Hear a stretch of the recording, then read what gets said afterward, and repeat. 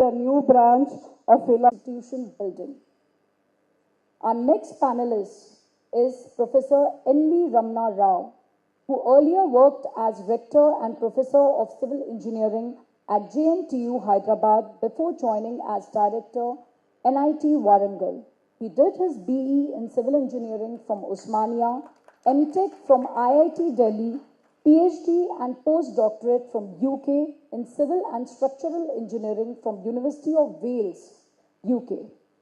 He has edited 3 books and published 137 papers in international journals, international conferences, national journals, national conferences. He has organized 12 conferences, workshops, delivered 15 invited lectures. He has guided more than 50 MTechs, 8 PhDs, and guiding at present several PhDs. On the invitation from the President of Mauritius, he has been a part of high-level discussion on the need to engage the worlds of art, nature, and science in Mauritius. Next panelist is Professor P. Yogeshwari. Professor P. Yogeshwari is presently working in the capacity of Dean, Administration, BITS Pilani, Hyderabad campus. She is a senior professor and Sri S.K. Birla and Srimati Sarla Birla Chair Professor, Department of Pharmacy, BITS Pilani, Hyderabad campus. She received her PhD degree in the year 2001 from IIT Banaras Hindu University. She is being ranked as one among the top 10 research scientists and national certified by Careers 360 in pharmacology. She has received various academic recognition through awards like ICMR Shakuntala Amir Chand Prize, Bill and Melinda Gates Foundation Global Health Travel Award, Women in Education Award, and South India Women Achievers Award for 2019 under the category of Outstanding Educator. Next, I feel privileged and honored to call our dear Chairman Ji, Malka Kumaria Ji. He is the Chairman and Director of Delhi Public School, Nacharam, Mahinder Hills and Nadargul. He has over 3 decades of experience in the fields of real estate, energy, healthcare and education. His life and body of work are testimonials to the fact that no ambition is too big with hard work and discipline. After finishing his studies at the Osmania University of Hyderabad, where he did civil engineering, he ventured into real estate and made a name for himself. Next, he found his calling in entrepreneurship, where he founded Shalivana Projects Limited, the group's flagship company. The company went on to build some of the most elegant and renowned buildings in the cities of Hyderabad, Secunderabad, Madhapur. The projects included both commercial residential complexes, which became highlight of their respective cities. Sri Kumariaji ventured into green energy generation to find alternative sources of energy which are climate friendly, something that a developing country like India really needs to prosper. He took this visionary decision back when a huge part of the country was still new to the idea of green energy. But through his relentless pursuit of excellence, the company is now one of India's largest agri-based power producers with an operational capacity of 88 megawatt. A thorough philanthropist at heart, Kumariaji had taken several measures to help the underprivileged section of society. His most recent outing in that endeavor is Shalivana Foundation, which provides apparel training to the women of below poverty line families. This helps them find suitable job opportunities and earn an income in an honorable way. Over to the speakers.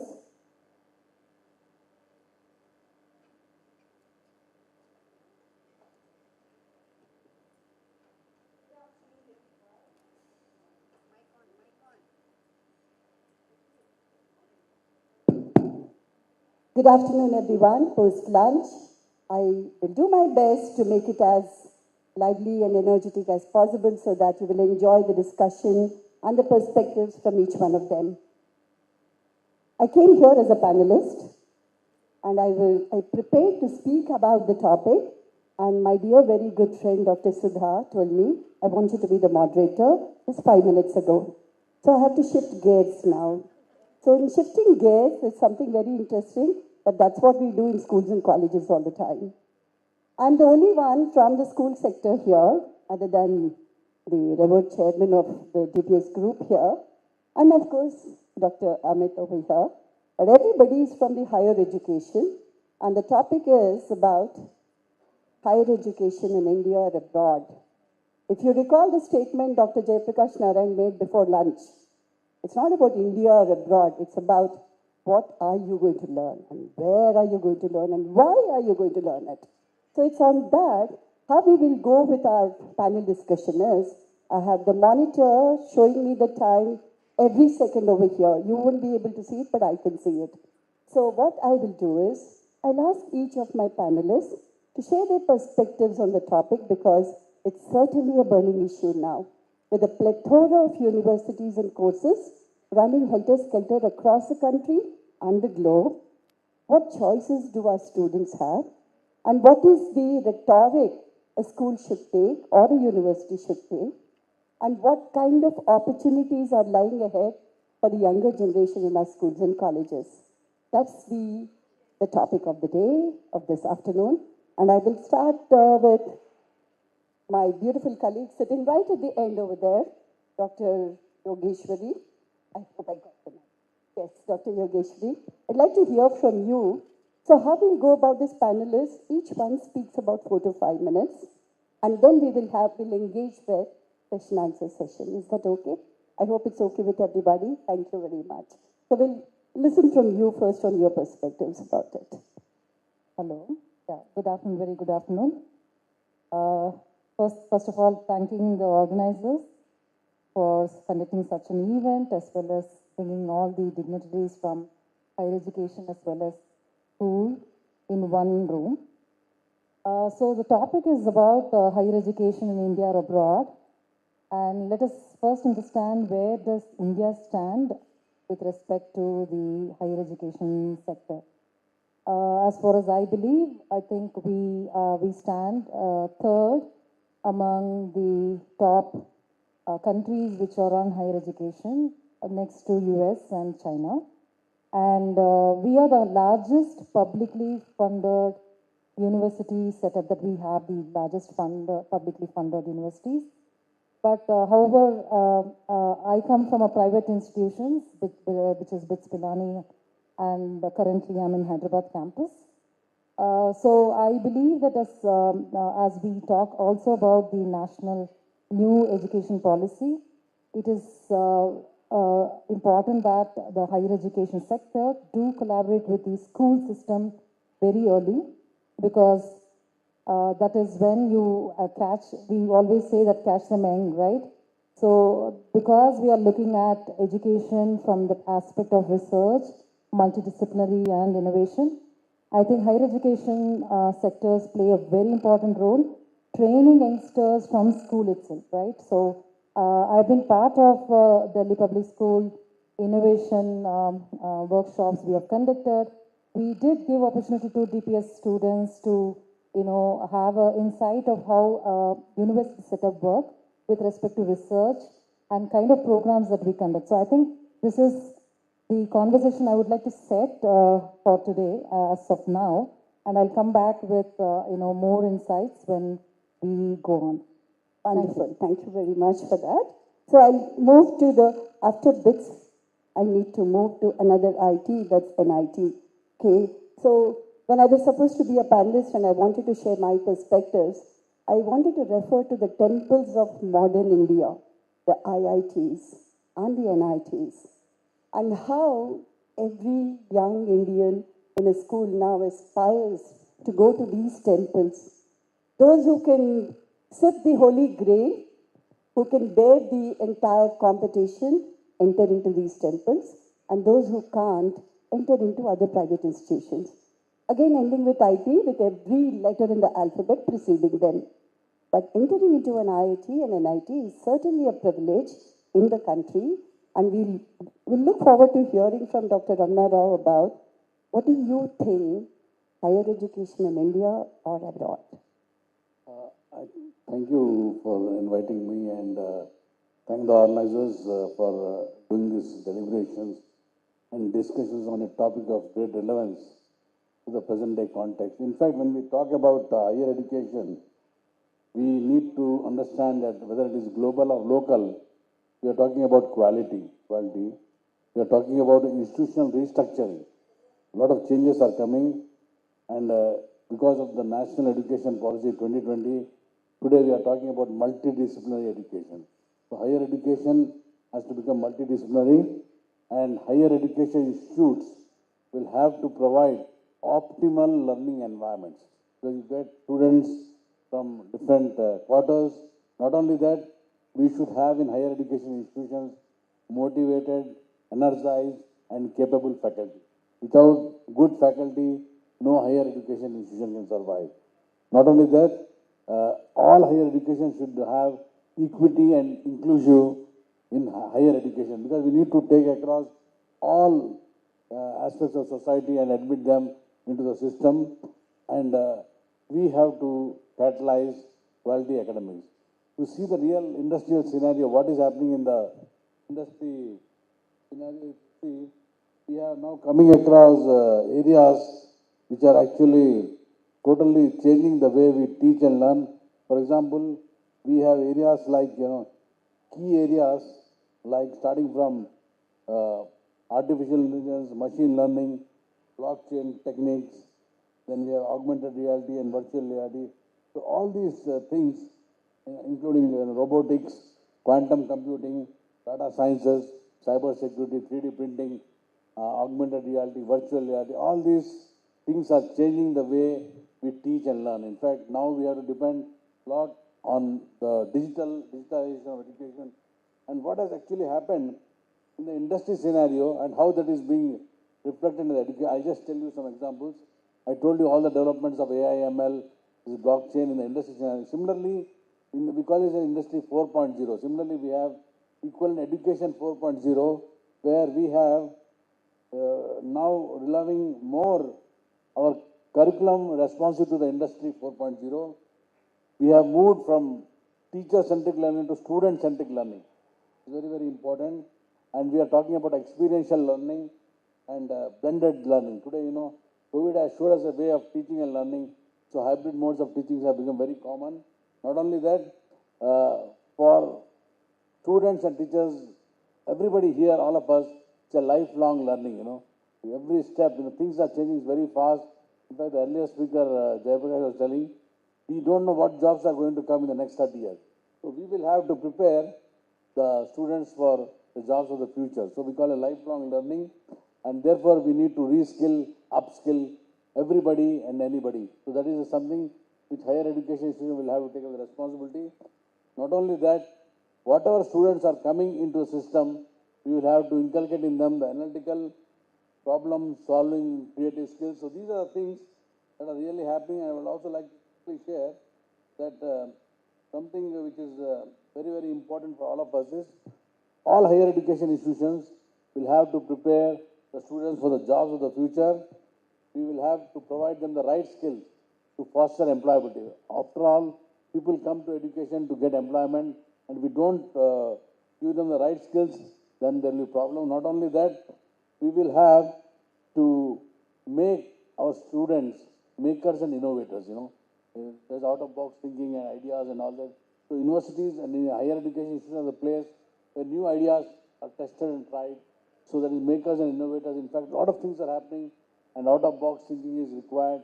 Therefore, that is higher education plays a very important role. Not only that, we will have to have a strong connection with the industry. In fact, we have coming to industry trends. We are having smart factories where everything is controlled through automation. We have renewable energy systems coming into the system. We have smart cities, we have logistics and supply chain. So much things are happening in the industry. So we need to train our students not only in the hard skills, in the soft skills also. These are very important. In fact, NIT Warangal, we give a lot of importance to this. So I'm talking about soft skills like collaboration. Without academic collaboration, both at the national and international level, nothing can be achieved. Even we are now strongly believing that we can't do it alone. We need to collaborate. We may be strong in certain areas, but we need to collaborate with industries, we need to collaborate with other institutions, do networking. That is very, very important. Adaptability. We have to adapt the curriculum to the changing needs of society. You have to have active learning system. Then ethics is something very important, professional ethics, human values, and that has been made compulsory in university education. And we need to inculcate in the students critical thinking, creativity, and complex problem solving skills. This is the soft skills. Coming to the hard skills, where I'm talking from the technology point of view, we try to inculcate in the students innovation, robotics, data analytics, project management, system auditing, additive manufacturing. These are new areas that are not there some time back, but now they have come. And if I don't train my students in them, my students will not be employable. So we have realized early, so the universities will have to focus on training the students for the jobs of the futures. So these new technologies have to come. Curriculum revision should go on continuously, and lifelong learning is what is required. So thank you. Thank you very much. It's good to hear from someone who hosts the Temple of Learning in our country about what needs to be done with the younger generation. I'd like to hear from the chairman of the group, Kumaryaji, running a K-12 school of such magnitude in the city. What do you think needs to be brought into the schools to align with the higher education? And what would you suggest? Do they go to the universities in India? Do they go abroad?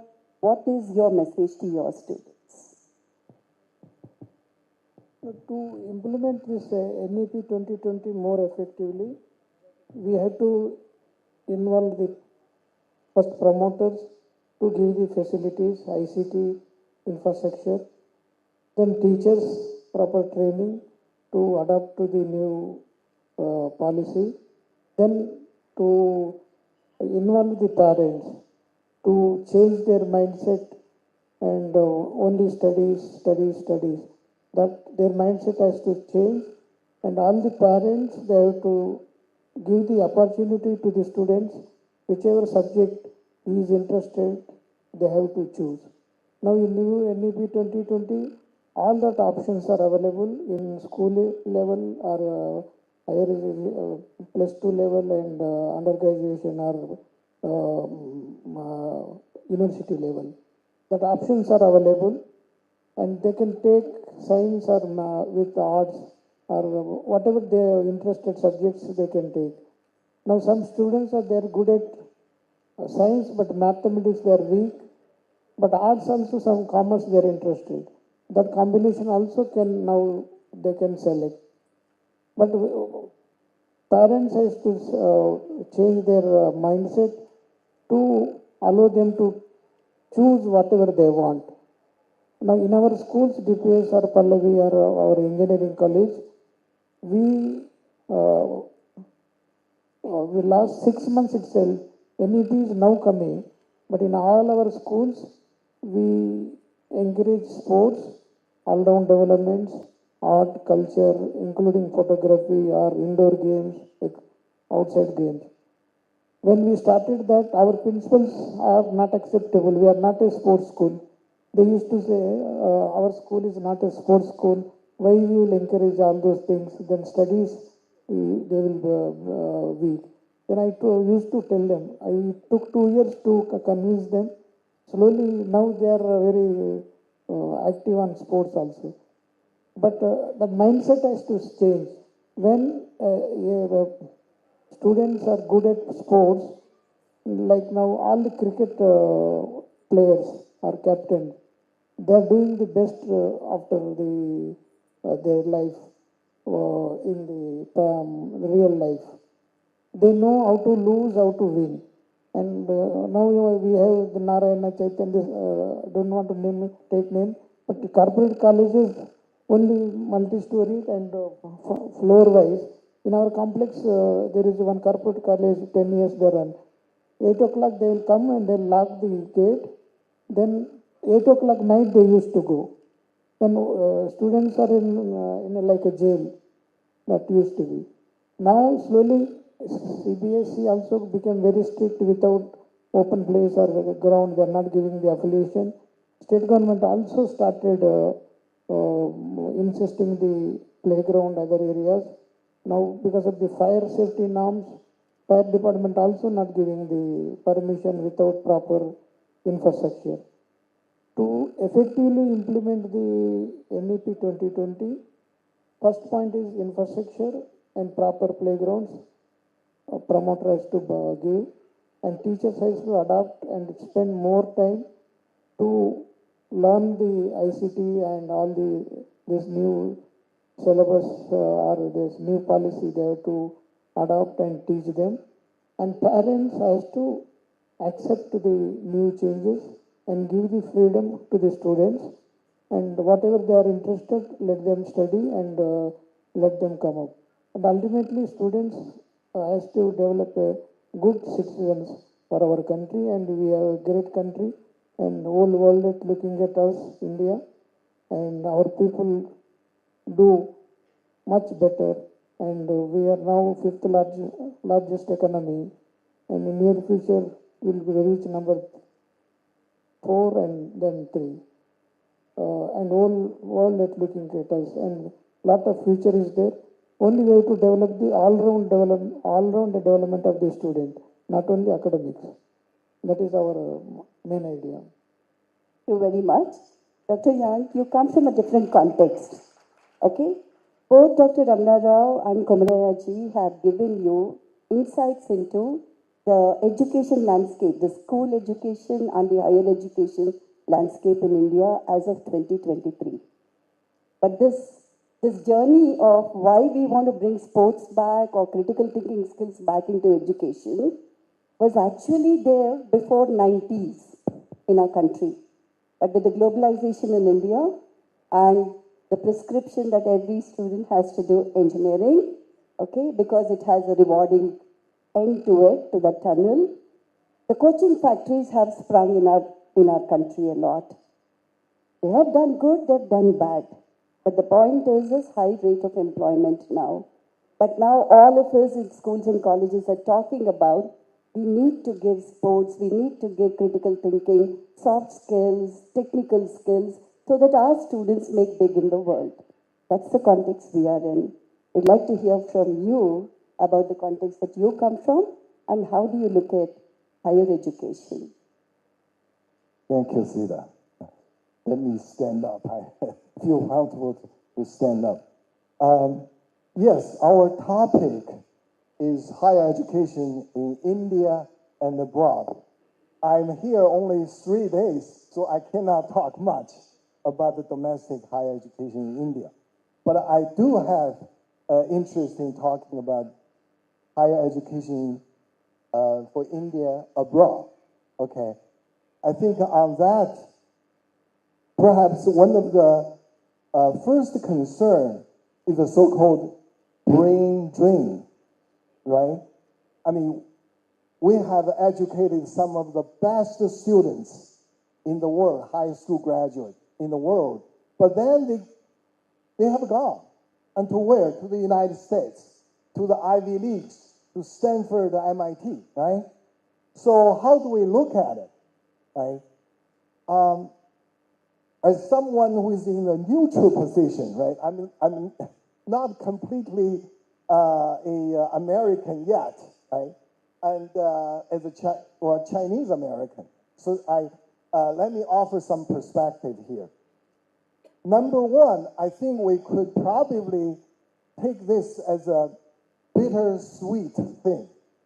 The bitter part is that we see our talents kind of gone, okay? But there's also a sweet part, and I want to remind you.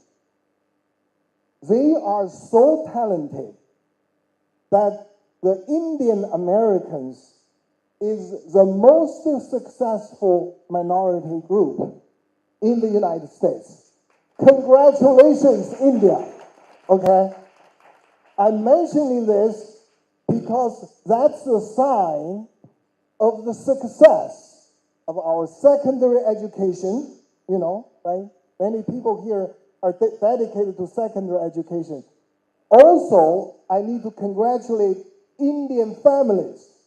Family education plus school education made the Indian young Indians as the most talented and competitive people in the United States higher education circle. So this is bitter but sweet. And two other points I want to make. is number one, we need to stop driving them out. Okay, now how do we do that? I think for the talented young teenagers, they are usually also have a stronger will, right? They like to realize their free will a bit more. So for this kind of a young, talented, and also for them to make their own choices, okay? So something like when they reach their 16-year-old birthday party, the parents could give them some rights, okay? You can go out and until, 9 o'clock, come back. So by 18 years old, you can choose, whoever that you go out with. So on every birthday, you give them more room for them to realize their freedom. So they don't feel that this country, this family is like making me, hard to choose whatever I want. Okay. So that way, it will be easier to keep them here instead of driving them out. Number two, I would suggest that in our secondary education, in high school specifically, maybe we need to develop some short curriculum for education of what? Education of responsibilities and education for patriotism. Okay. Love India and responsible for other kids, for other, fellow Indian citizens. If you are successful, then you need to take up the responsibility to help others, okay? If you go out to prove yourself, then the next thing is to uplifting the whole nation, okay? So if we do this kind of education, now believe me, when you do this education, first of all, the kids will be not very happy, okay? They think that you are, mentioning something which is not directly to what they are interested. Don't stop. Don't fear that. Because a few years later, when they reach their age, they will recall this. And they will feel that that kind of education is actually important because it helped me to realize the value of my history, civilization, value system, and remind them of the importance of the parents at home and the motherland in India. So they will come back home and at least do some direct to indirect service, okay? And finally, the important thing is we need to create a couple of universities, or at least very few universities, to such an extent that the successful Indian in the United States, they will come back and visit here. Oh, here is also a place I can do some research, okay? So let me become the so-called the bird kind of a scientist. Over there, I can do my, cutting edge research. But come back here in Indian University, okay? There are some bases that I can do the same. So I think with this kind of perspectives, we can probably deal better of the concern about the brain drain. That was brilliant. I'm glad you said you brought the cultural perspective of this entire thing because I just returned from South Korea. I went there to evaluate an IB school there. So the student community is Korean, but the teaching community is either American or Canadians, okay? The Korean parents want their children after school to go for a coaching class. And the head of the school, who's an American, is shocked that why should a child study after 3:30? Okay? But that's what is the culture in Asian countries.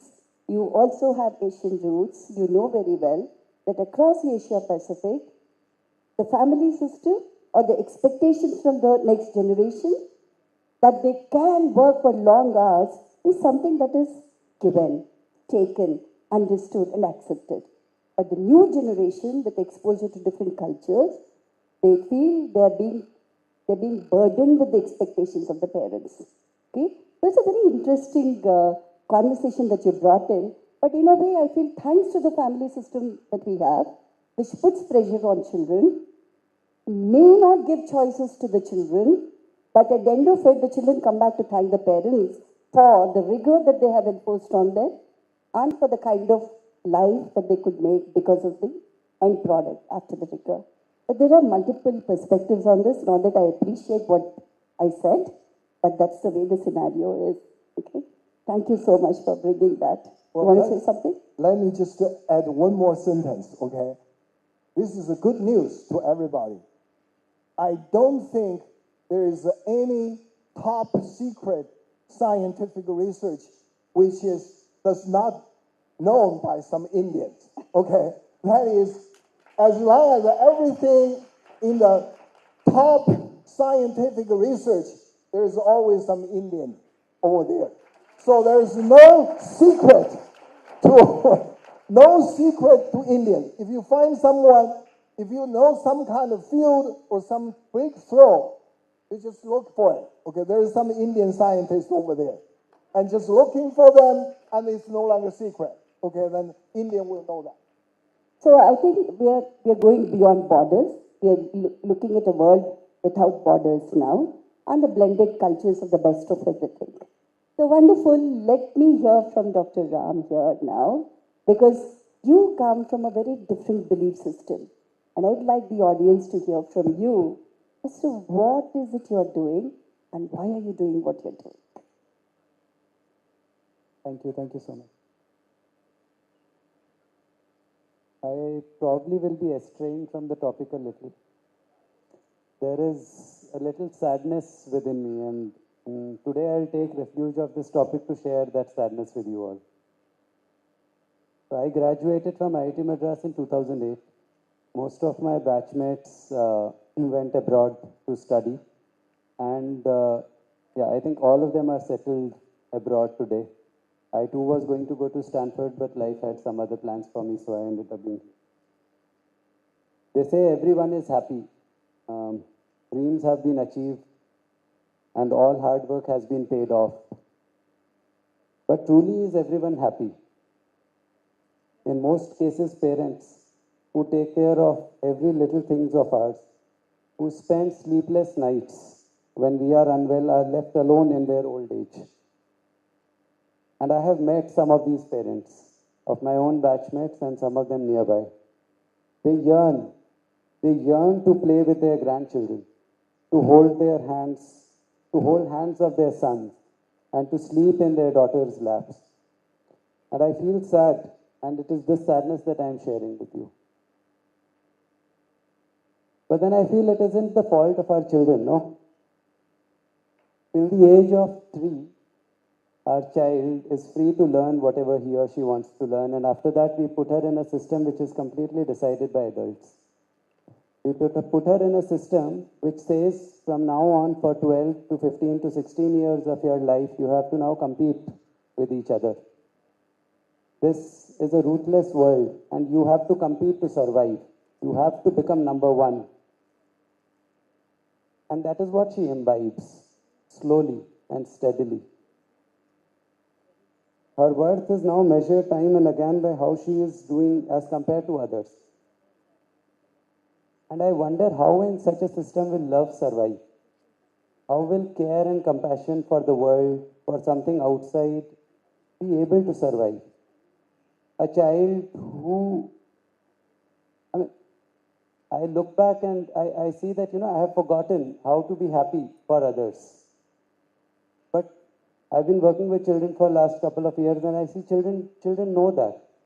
They can be happy for others. They know how to love, truly love someone else without judgment, without trying to save someone.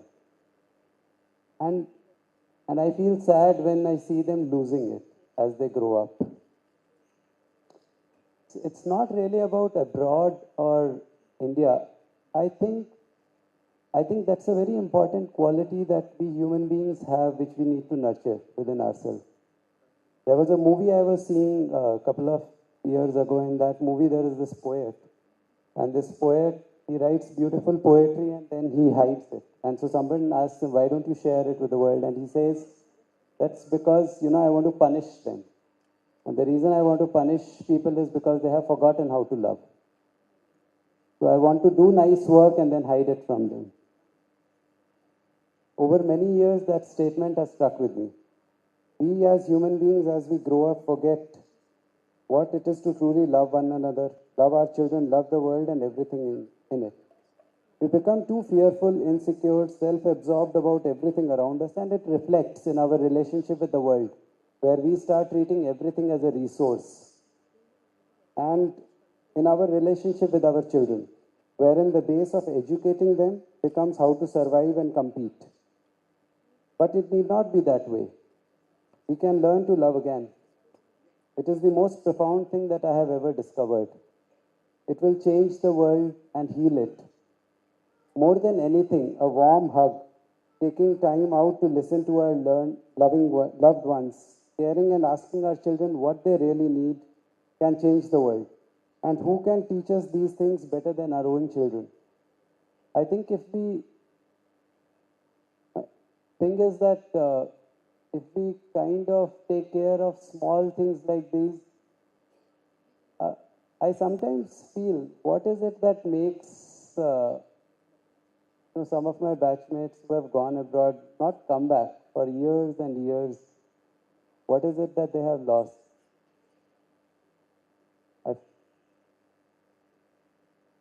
I think, thank you. Sorry for getting your name wrong, Amit, but I think what you brought forth is the most sensitive and most important element of being a human. Before you become a human doing, you need to be a human being first. Any education which misses that point has missed the plot completely. Thanks for bringing it forward. Thank you so much. And I can see how much you feel about it. Dr. Ram Kumar, you must be cursing me that I didn't even ask you anything till now. But I'm sure you have a lot to share after having heard from everybody what their perspectives of what an ecosystem of education should look like and what is our role. Thank you, Chairperson. Thank you, Professor Young. Thank you, Amitji. Thank you, my Chairperson, Komaria, Dr. Ramana Garu, and Yogesh. I'm in a very advantageous position in the sense, especially there on the very first day when BITS Pidani was set up.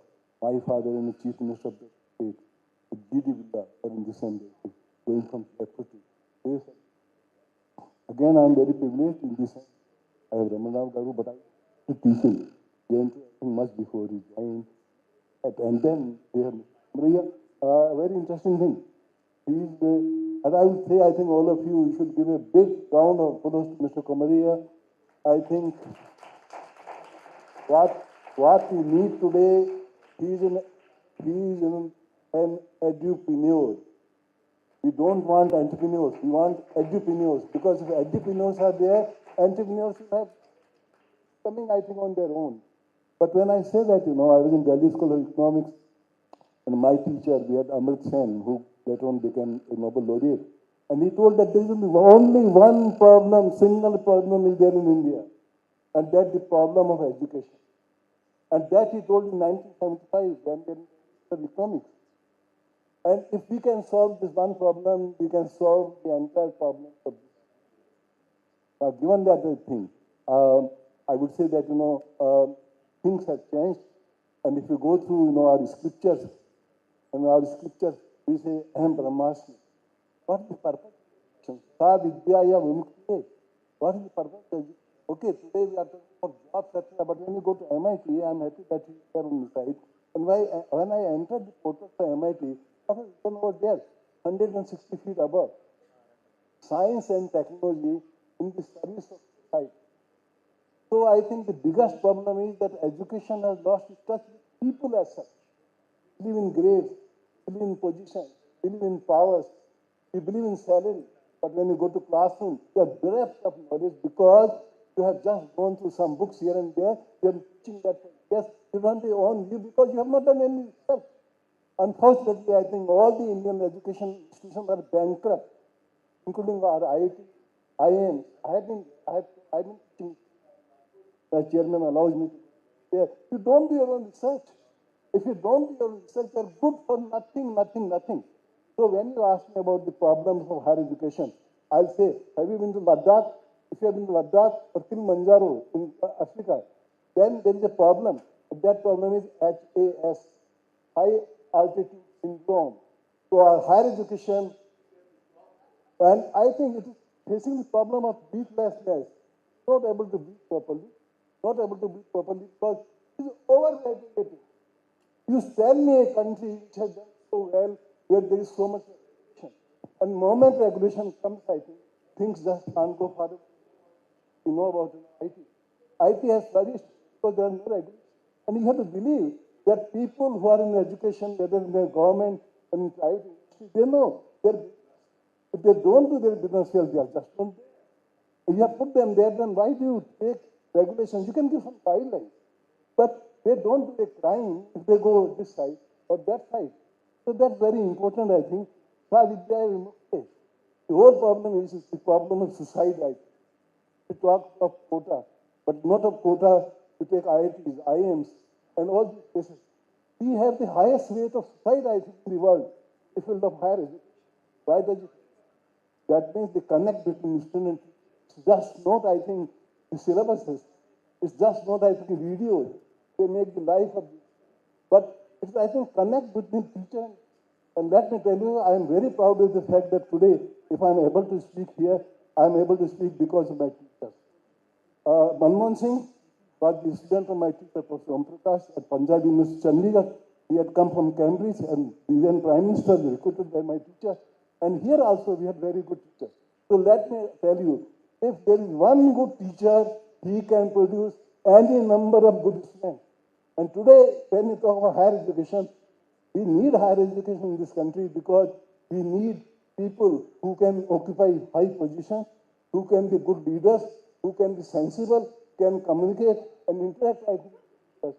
But that is not happening. And to that extent, things are not happening. You see, I think, there is a hiatus, I think, with change between so-called people who are in the important there and the people. So to move together in any such country, I think, higher education has to be in higher education. Now, interestingly, we have been talking about GRE, and you know how we are managing GRE. I have 3,000 IAS officers.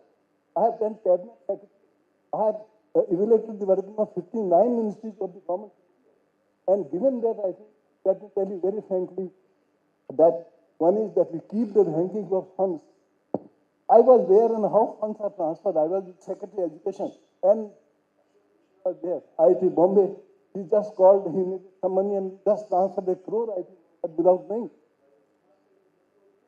The problem there is, and I think it's a shameful position, that we make this point in this hall when we are talking this policy, that GRE is increasing, but your people who pass out from matriculation, that percent. So there have been some gains of higher education. One is the problem, I think, of forward fast. You see, I think I have done the recent survey. Okay. Okay. I have just seen the research survey, and you have seen that now I think that is going away. Problem of minorities and the problem of advanced scientists, that is going away. And there is a progress. But in all that, I think the problem of funding is one thing. Number two, we are not in so-called. But you know what? I think the audience is expecting to hear a message from you. Because the complications will make us feel very weighed. And we will go back with a heavy heart that we can't do anything. No, we can do. Yeah, so we can do. We want to hear so that. That's what I'm telling you. I think what happens is that we have been singing the songs of NEP, but we have not been telling how we should take it forward. And two things in NEP which we suggested was, one thing that we suggested was that we should have a fund of 50,000 crore for research fellowship. Okay, that's that was one thing. The second thing that we said was that we should have, 4. Okay, they're not giving me permission. Oh, the timekeepers. I'm so sorry, Dr. Ram. But I think with over a cup of tea, I'm sure you'll share your pearls of wisdom later. Okay, I'm very sorry about it. You know, the tyranny of time is something we can't deal with. Okay, so we heard, dear audience, We heard from the left end to my left that, create a good ecosystem with all the amenities and help with the mindsets of the parents and teachers and principals to make sure that you create an ecosystem where every child thrives in some way or the other. And we heard from Dr. Ramna Rao that bring the future into the classroom now and make it so wide open that everybody can make a successful life. And we heard from Dr. Amit the complexities of the landscape that we are in now, but the message is have enough funds for research. And we heard from Dr. Yang that why are you looking at borders? It's not about borders, but it is about how meaningfully you can drive a mission through education, whether it's India or America or any country that it could be. But teach your children how to be responsible, how to be more purposeful in what they do. And from Amit, we heard that make them into human beings, not just human doings. I want to hear from you because we did not hear enough from you, Dr. Sudeshri. So please, Yogeshri, please. Yeah, so I totally echo with Mr. Amit and Dr. Yang. The reason is that, of course, we are in India. The education system is very strong, I do believe. So he talked about the US with researchers, almost all Indians. What I still believe being in higher education is that what Mr. Amit and Dr. Yang said, we do not insist on flexibility beyond a particular stage, because when you look at school education, it is almost like a pressure cooker for students. We compress lot of subjects. I do not know whether they really use it for their career. Of course, everybody can try to remember what you studied in school. We don't, right? Because it's not application at all. And when they come to higher education, compared to abroad, Indian education still, it is very different. What you study in school and what you do it in colleges. Of course, in BITS, we have a different system. Of course, I do not know how many of you know, we do not have attendance at all. So when you challenge yourself with your students, saying that no attendance, and if you really would like to attend this teacher's class, you're free to attend. So it becomes a responsibility to teachers to teach such things which you don't find in books or in a digital system. Okay, still you need that human touch. So we do a lot of fun, and we have to do a lot of fun activities. So the same thing, that is what I'm trying to say, is we need to transform from schooling itself, make education fun, right? And as we see the new educational policy, national education policy, has a lot of liberal arts. You can combine science with creativity. It could be painting, it could be sports. So when you do that, education becomes fun, and they know what is the learning outcome. Why do I study this, right? So if you ask a student who is in 5th standard or 6th standard, what do you want to become? Now every parent would have already, inculcated saying that it's IIT. I do not know what a 5th standard kid knows about IIT. We say, even school promotes, I think school promotes the parents saying that we do IIT Maths at 5th standard. For me, I come from a system of higher education where we as teachers have a lot of challenges, attracting students to classes. We do teach science, but we teach in a different way. We teach only which they can apply in their life, right? So as a higher educator, I believe school need to collaborate with higher education institutes like us, and they need to tell the students that whatever they study, what is the outcome? Why do they have to study? Today's kids do question, right? I think all the school teachers believe that. Now, kids know what to tell the teacher. They're very honest. I remember interview of my younger kid for the 11th standard in DPS. So I'm trying to tell the teacher that he doesn't want to do science because he finds it difficult. I'm trying to, as a parent, trying to tell something else. But the kid tells the teacher, no, I want to make my life easy. I don't want to study science. I want to do humanities. I want to do psychology, which is more connecting to people. Right? So I was really taken aback by the kid who is my own kid. You know, I come from a scientific background. I claim myself to be a researcher. And my kid is very honest with the teacher. You know, that honesty we do not have. Or maybe we were not culturally, trained to say the truth, what we really want. And today's generation is for the new education policy. I think we should implement it. And the best way to do is to talk to the higher education institutions with whom your teachers have to closely work with. So this is my take for today's panel. And I think I did my justice for the day. Beautiful. I think you really ended it so well by talking about how you need to understand this generation and how you need to make it relevant to them. So on that note, I think we have been the best time managers. We just surpassed 5 seconds so far, or 6 seconds, I think. But I'm sure the audience has quite a few takeaways from each one of them. I would only say one thing: the tyranny of merit needs to be prohibited completely. It's not the merit, it's the potential of a child that we should be able to see. And let's also look at, from our generation to this generation, things have changed. It's not the disciplinary experts, but multidisciplinarians and generalists that we are looking at now in the new world. And let's all work towards that. Thank you very much to each one of you for bringing different insights into the conversation. Thank you very much.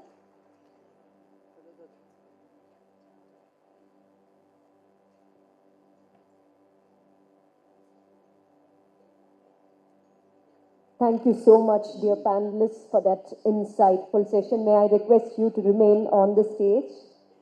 I would like to call our Director Pallavi ma'am as well as T. Sudha ma'am to come up to the stage to felicitate all the panelists with a token of our love and affection.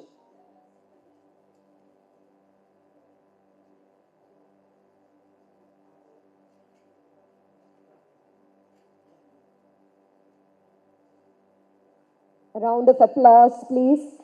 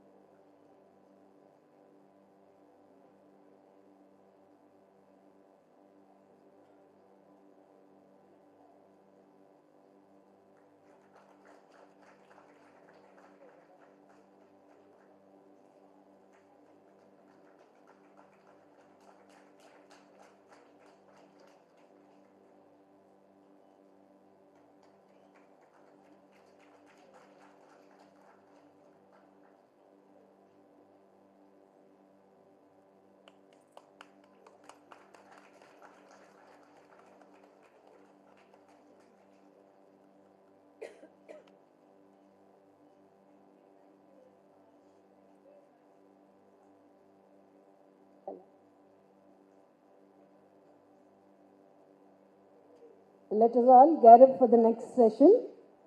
I, along with Mrs. Neeta Gupta, Principal of Pallavi Model School, Trimangiri, would like to welcome the panelists for the next discussion on liberal education multidisciplinary approach. First, I would like to welcome Dr. D.V. Ramana, moderator for the session.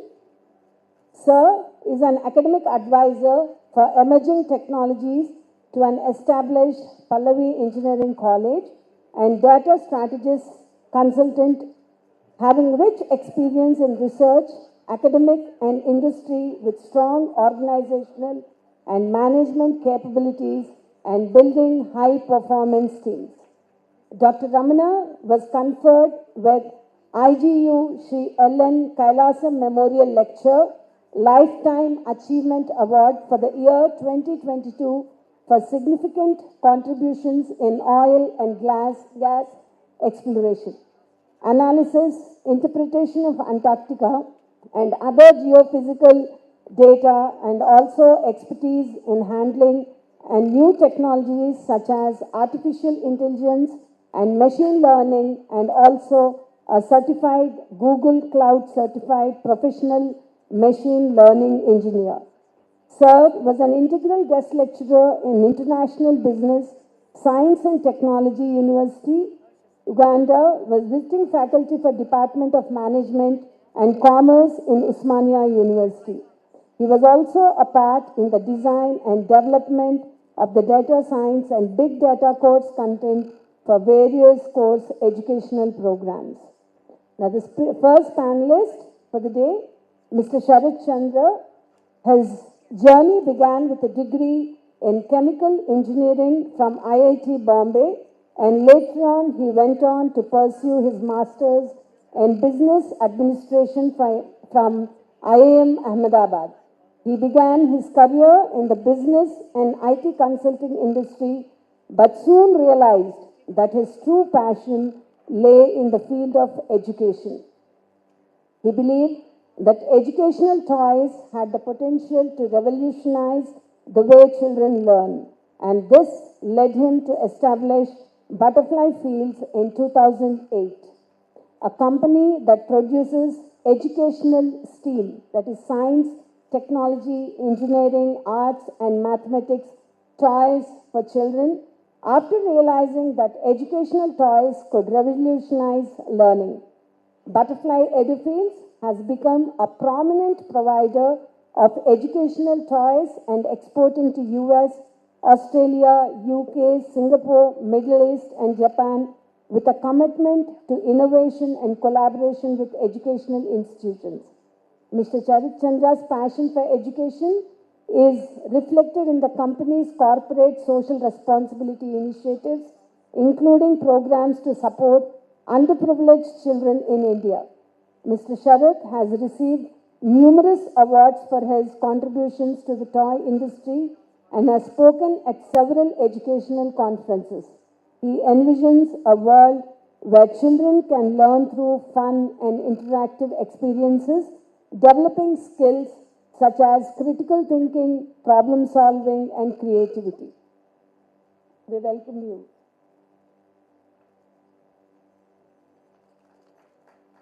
Thank you, Gracida ma'am. Very good evening to eminent speakers and the august gathering. So next in our panel is Ms. Padmaja Penmetsa. Ma'am is the founder of and CEO of Align Joy. She is an MBA in HR, MA Strategic HR, and MSc Psychology. Ma'am is a mindset coach, NLP trainer, and clinical hypnotherapist. Align Joy is ma'am's venture where learning is multidimensional. She has set up the first ever emotional wellness space in Hyderabad. The place, also known as Align Hub, is designed for different workshops, group learning, and individual coaching, where one can step into and understand, adapt to healthy mind style. Ma'am has worked across IT, healthcare, infrastructure, and educational sectors in key roles as HR and training. She has dealt with all functions of HR, from recruitment, performance management, training, and compensation to exit strategies. With a keen interest in people and their personalities, she then started her work in unpacking human behavior in different scenarios, and she trains people in getting to their full potential. So I welcome you, ma'am. Next in our panel is Dr. Manzoor Hussain, Professor of Mechanical Engineering and Registrar, Jawaharlal Nehru Technological University, Telangana. Sir is MTech and has done PhD in Mechanical Engineering.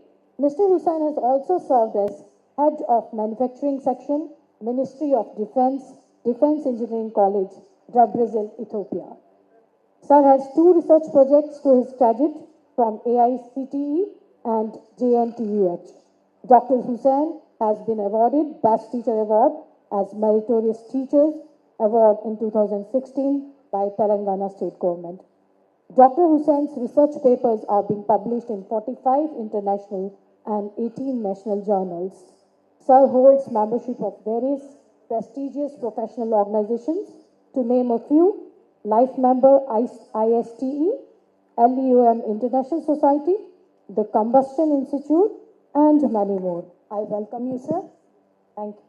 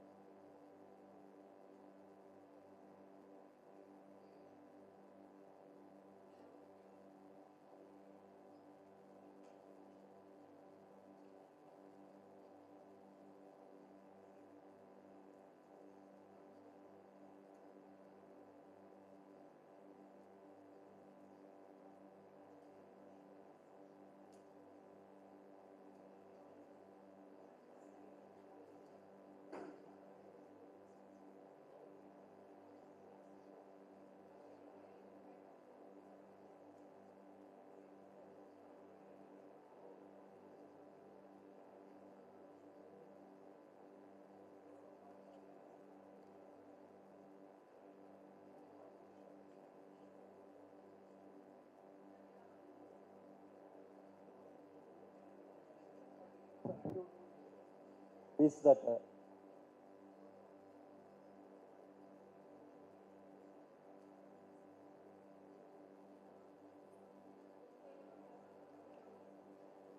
We take a small break, expecting Mallareddy Garu to come onto the stage any minute. We take a 10-minute session and then we continue with the panel discussion once again. Requesting everybody to rise.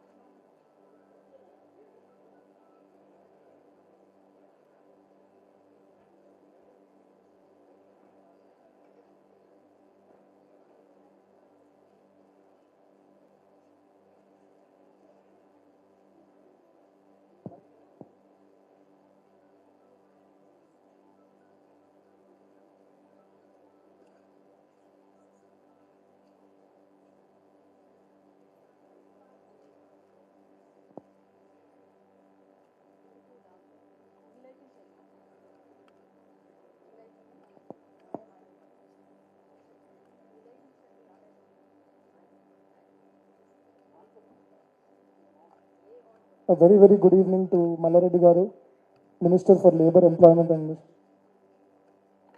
Firstly, sir, thank you. My request ni accept చేసి మీ busy స్కెడ్యూల్లో ఇంత దూరం వచ్చినందుకు. నేను first time after I came back from India, from Dubai, when I came here to work, the first inspiration was obviously my father. దాని తర్వాత నేను if I had to look up to someone, then it was Mallareddy Garu. And ఒక రోజు మేము యాదగిరిగుట్ట టెంపుల్కి ఏదో ఒక ప్రోగ్రామ్కి సార్ నన్ను పిలిస్తే ఆ రోజు ఫస్ట్ టైం నేను సార్ని కలిసిన. అండ్ ఆ రోజు నుంచి after my father he is like a mentor to me. And every time ఎప్పుడు కలిసినా కూడా 5 minutes టైం స్పెండ్ చేసినా కూడా you get to learn so much. So I think sir thank you for the source of inspiration మాకు. And ఇవాళ ఇక్కడికి వచ్చినందుకు thank you sir. Sir firstly sir, మీరు స్టార్ట్ అయింది ఒక సైకిల్ 2 పాల డబ్బాల నుంచి, అండ్ ఇవాళ మీరు ఇక్కడ ఉన్నారు. సో మీ స్టోరీ చెప్పండి సార్. స్టోరీ అందరికీ తెలుసు కదా. అందరికీ కూడా నమస్కారం. ఈరోజు హైదరాబాద్ టుడే కంక్లూవ్ ప్రోగ్రాంలో నన్ను పిలిచినందుకు కుమరా సార్ కానీ వాళ్ళ సన్ ఎస్ఎస్వి కానీ వాళ్ళకు కూడా ధన్యవాదాలు. అందరికీ కూడా నమస్కారం. నా జర్నీ అయితే అందరికీ తెలుసు. నేను చిన్నప్పటి సంది కూడా కష్టపడ్డా. పాలమ్మిన, పూలమ్మిన, బోర్వెల్ నడిపించిన, స్కూళ్ళు పెట్టినా, కాలేజీలు పెట్టినా, మెడికల్ కాలేజీలు పెట్టినా, ఎంపీ అయినా, మినిస్టర్ అయినా, అంతా సక్సెస్ఫుల్ అయింది. నా జీవితం అంతా సక్సెస్. దీనికి అంతటి కూడా కారణం ఒకటే, సక్సెస్ అనేది మన చేతిలోనే ఉంది. మనం ఎంత కష్టపడితే అంత సక్సెస్. పెద్ద చదువులు చదువుకొనే సక్సెస్ కావాలని లేదు, బాగా చదువుకున్న వాళ్ళే గొప్పలు అవుతారని లేదు. నన్ను మోడల్గా తీసుకో. నేను ఒక ఆర్డినరీ పర్సన్. ఆ ఏజ్ 23 ఉన్నప్పుడు నాకు మ్యారేజ్ అయ్యింది. అప్పుడు 1976 మార్చ్ 19th నా మ్యారేజ్ డేట్. అప్పుడు నా పరిస్థితి ఒక సైకిల్ 2 పాల క్యాన్లు. ఆ పరిస్థితి 1976, 47 సంవత్సరాలు అయింది నా మ్యారేజ్. అక్కడి నుంచి మిల్క్ సప్లై చేస్తూ మళ్ళీ స్కూల్కి పోయినా. ఇంటర్మీడియట్ ఫస్ట్ బ్యాచ్ నాది. నేను 10th క్లాస్ కూడా అజిటేషన్లో, నేను 69 అజిటేషన్ వచ్చింది తెలంగాణ. కరోనా పాస్ మొన్న ఎట్లయింది, అప్పుడు అందులో నేను కూడా 10th క్లాస్ ఆల్ పాస్ అయిపోయి. దాని తర్వాత ఇంటర్మీడియట్ కూడా ఆల్ పాస్ అయింది. సేమ్ నా బ్యాచ్ కూడా ఫస్ట్ ఇంటర్మీడియట్ ఆల్ పాస్. అదే మాదిరిగా 1 month BA సర్దార్ పటేల్ కాలేజీకి పోయినా. మార్నింగ్లో మిల్క్ సప్లై చేయాలి. మళ్ళా అది కాలేజ్ కూడా మార్నింగ్ షిఫ్టే ఉండే. మార్నింగ్ షిఫ్ట్ పెట్టాకల్లా 3 పీరియడ్లు అయిపోతుండే. లాస్ట్ 11:30 ఉంటుండే, ఒక పీరియడ్ అటెండ్ అవుతుంటే మళ్ళీ వచ్చేసి. 1 month పోయినా అడికెళ్ళి నాతో కాదని వదిలిపెట్టిన. సర్టిఫికెట్లు కూడా అక్కడనే వదిలి. అప్పటి నుంచి ఆ సర్టిఫికెట్లు కూడా మొన్న ఎంపీకి నిలబడ్డప్పుడు అవసరమైంది. నువ్వేం చదివి అన్నాడు. కనీసం దోలాడు ఒక మెమో దొరికింది. వాళ్ళు ఒక మెమో ఇచ్చారు. అన్నేళ్ల తర్వాత మొన్న రాజకీయం అప్పుడు అది అవసరం పడ్డది. లేకపోతే అందరు నన్ను ఏం చదువుకోలేదు అనుకుంటారు. నా మాట, నా వ్యాస చూసి అయిన ఏం రాదు, అంత డమ్మి పప్పు అనుకుంటారు. కాబట్టి ఏది ఏమైనా నాకే అసలు విచిత్రం అనిపిస్తుంది. నేను ఇంత గొప్పని ఎట్లయినా నాకే డౌట్ వస్తుంది. ఇది కలనా నిజమా అనిపిస్తుంది.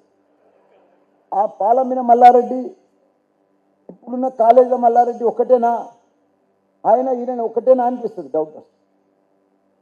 నా దగ్గర 500 ఎకరాలలో నా ఇన్స్టిట్యూషన్స్ ఇండియాలోనే టాప్ 10 ఉన్నాయి ఎడ్యుకేషన్. నాకంటే కూడా గొప్ప ఆయన ఉంటాడు కొమరాజ్ సార్, కానీ నాది నేనే చెప్పుకుంటా టాప్ 10లోనే. ఇంజనీరింగ్లా నేనే టాప్ నంబర్ 1. నా తన క్యాంపస్లోనే 65,000 మంది ఇంజనీరింగ్ స్టూడెంట్స్. మెడికల్లో కూడా నేనే టాప్.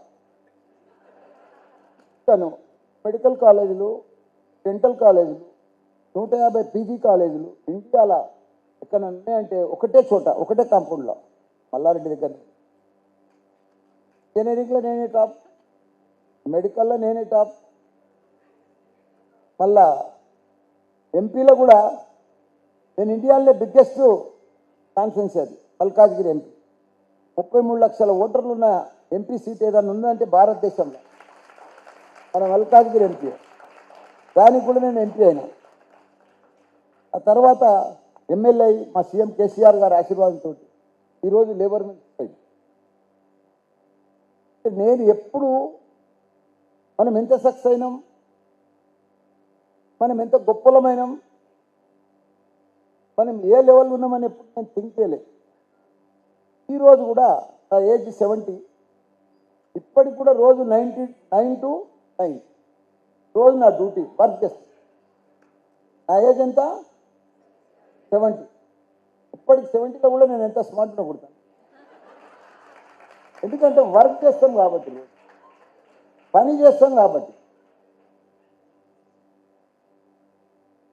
నేనే చెప్తే మళ్ళీ ఆయన చాలా ప్రిపేర్ అయ్యి వచ్చింది. ఆయన మీతో స్టేజ్ షేర్ చేయాలంటే చాలా ప్రిపేర్ అవ్వాలి సార్. సార్ మీకు అసలు అంటే మీరు ఎప్పుడు ధైర్య సాహసే లక్ష్మి అని ఒక డైలాగ్ వాడుతుంటారు.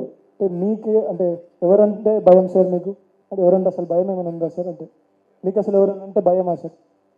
అసలు భయం ఎందుకు? భయం మనం పని చేస్తున్నప్పుడు మనకు భయం ఎందుకు చెప్పు? నేను భయపడేది ఇప్పుడు మా కేసీఆర్ ఒక్కరికే భయపడ.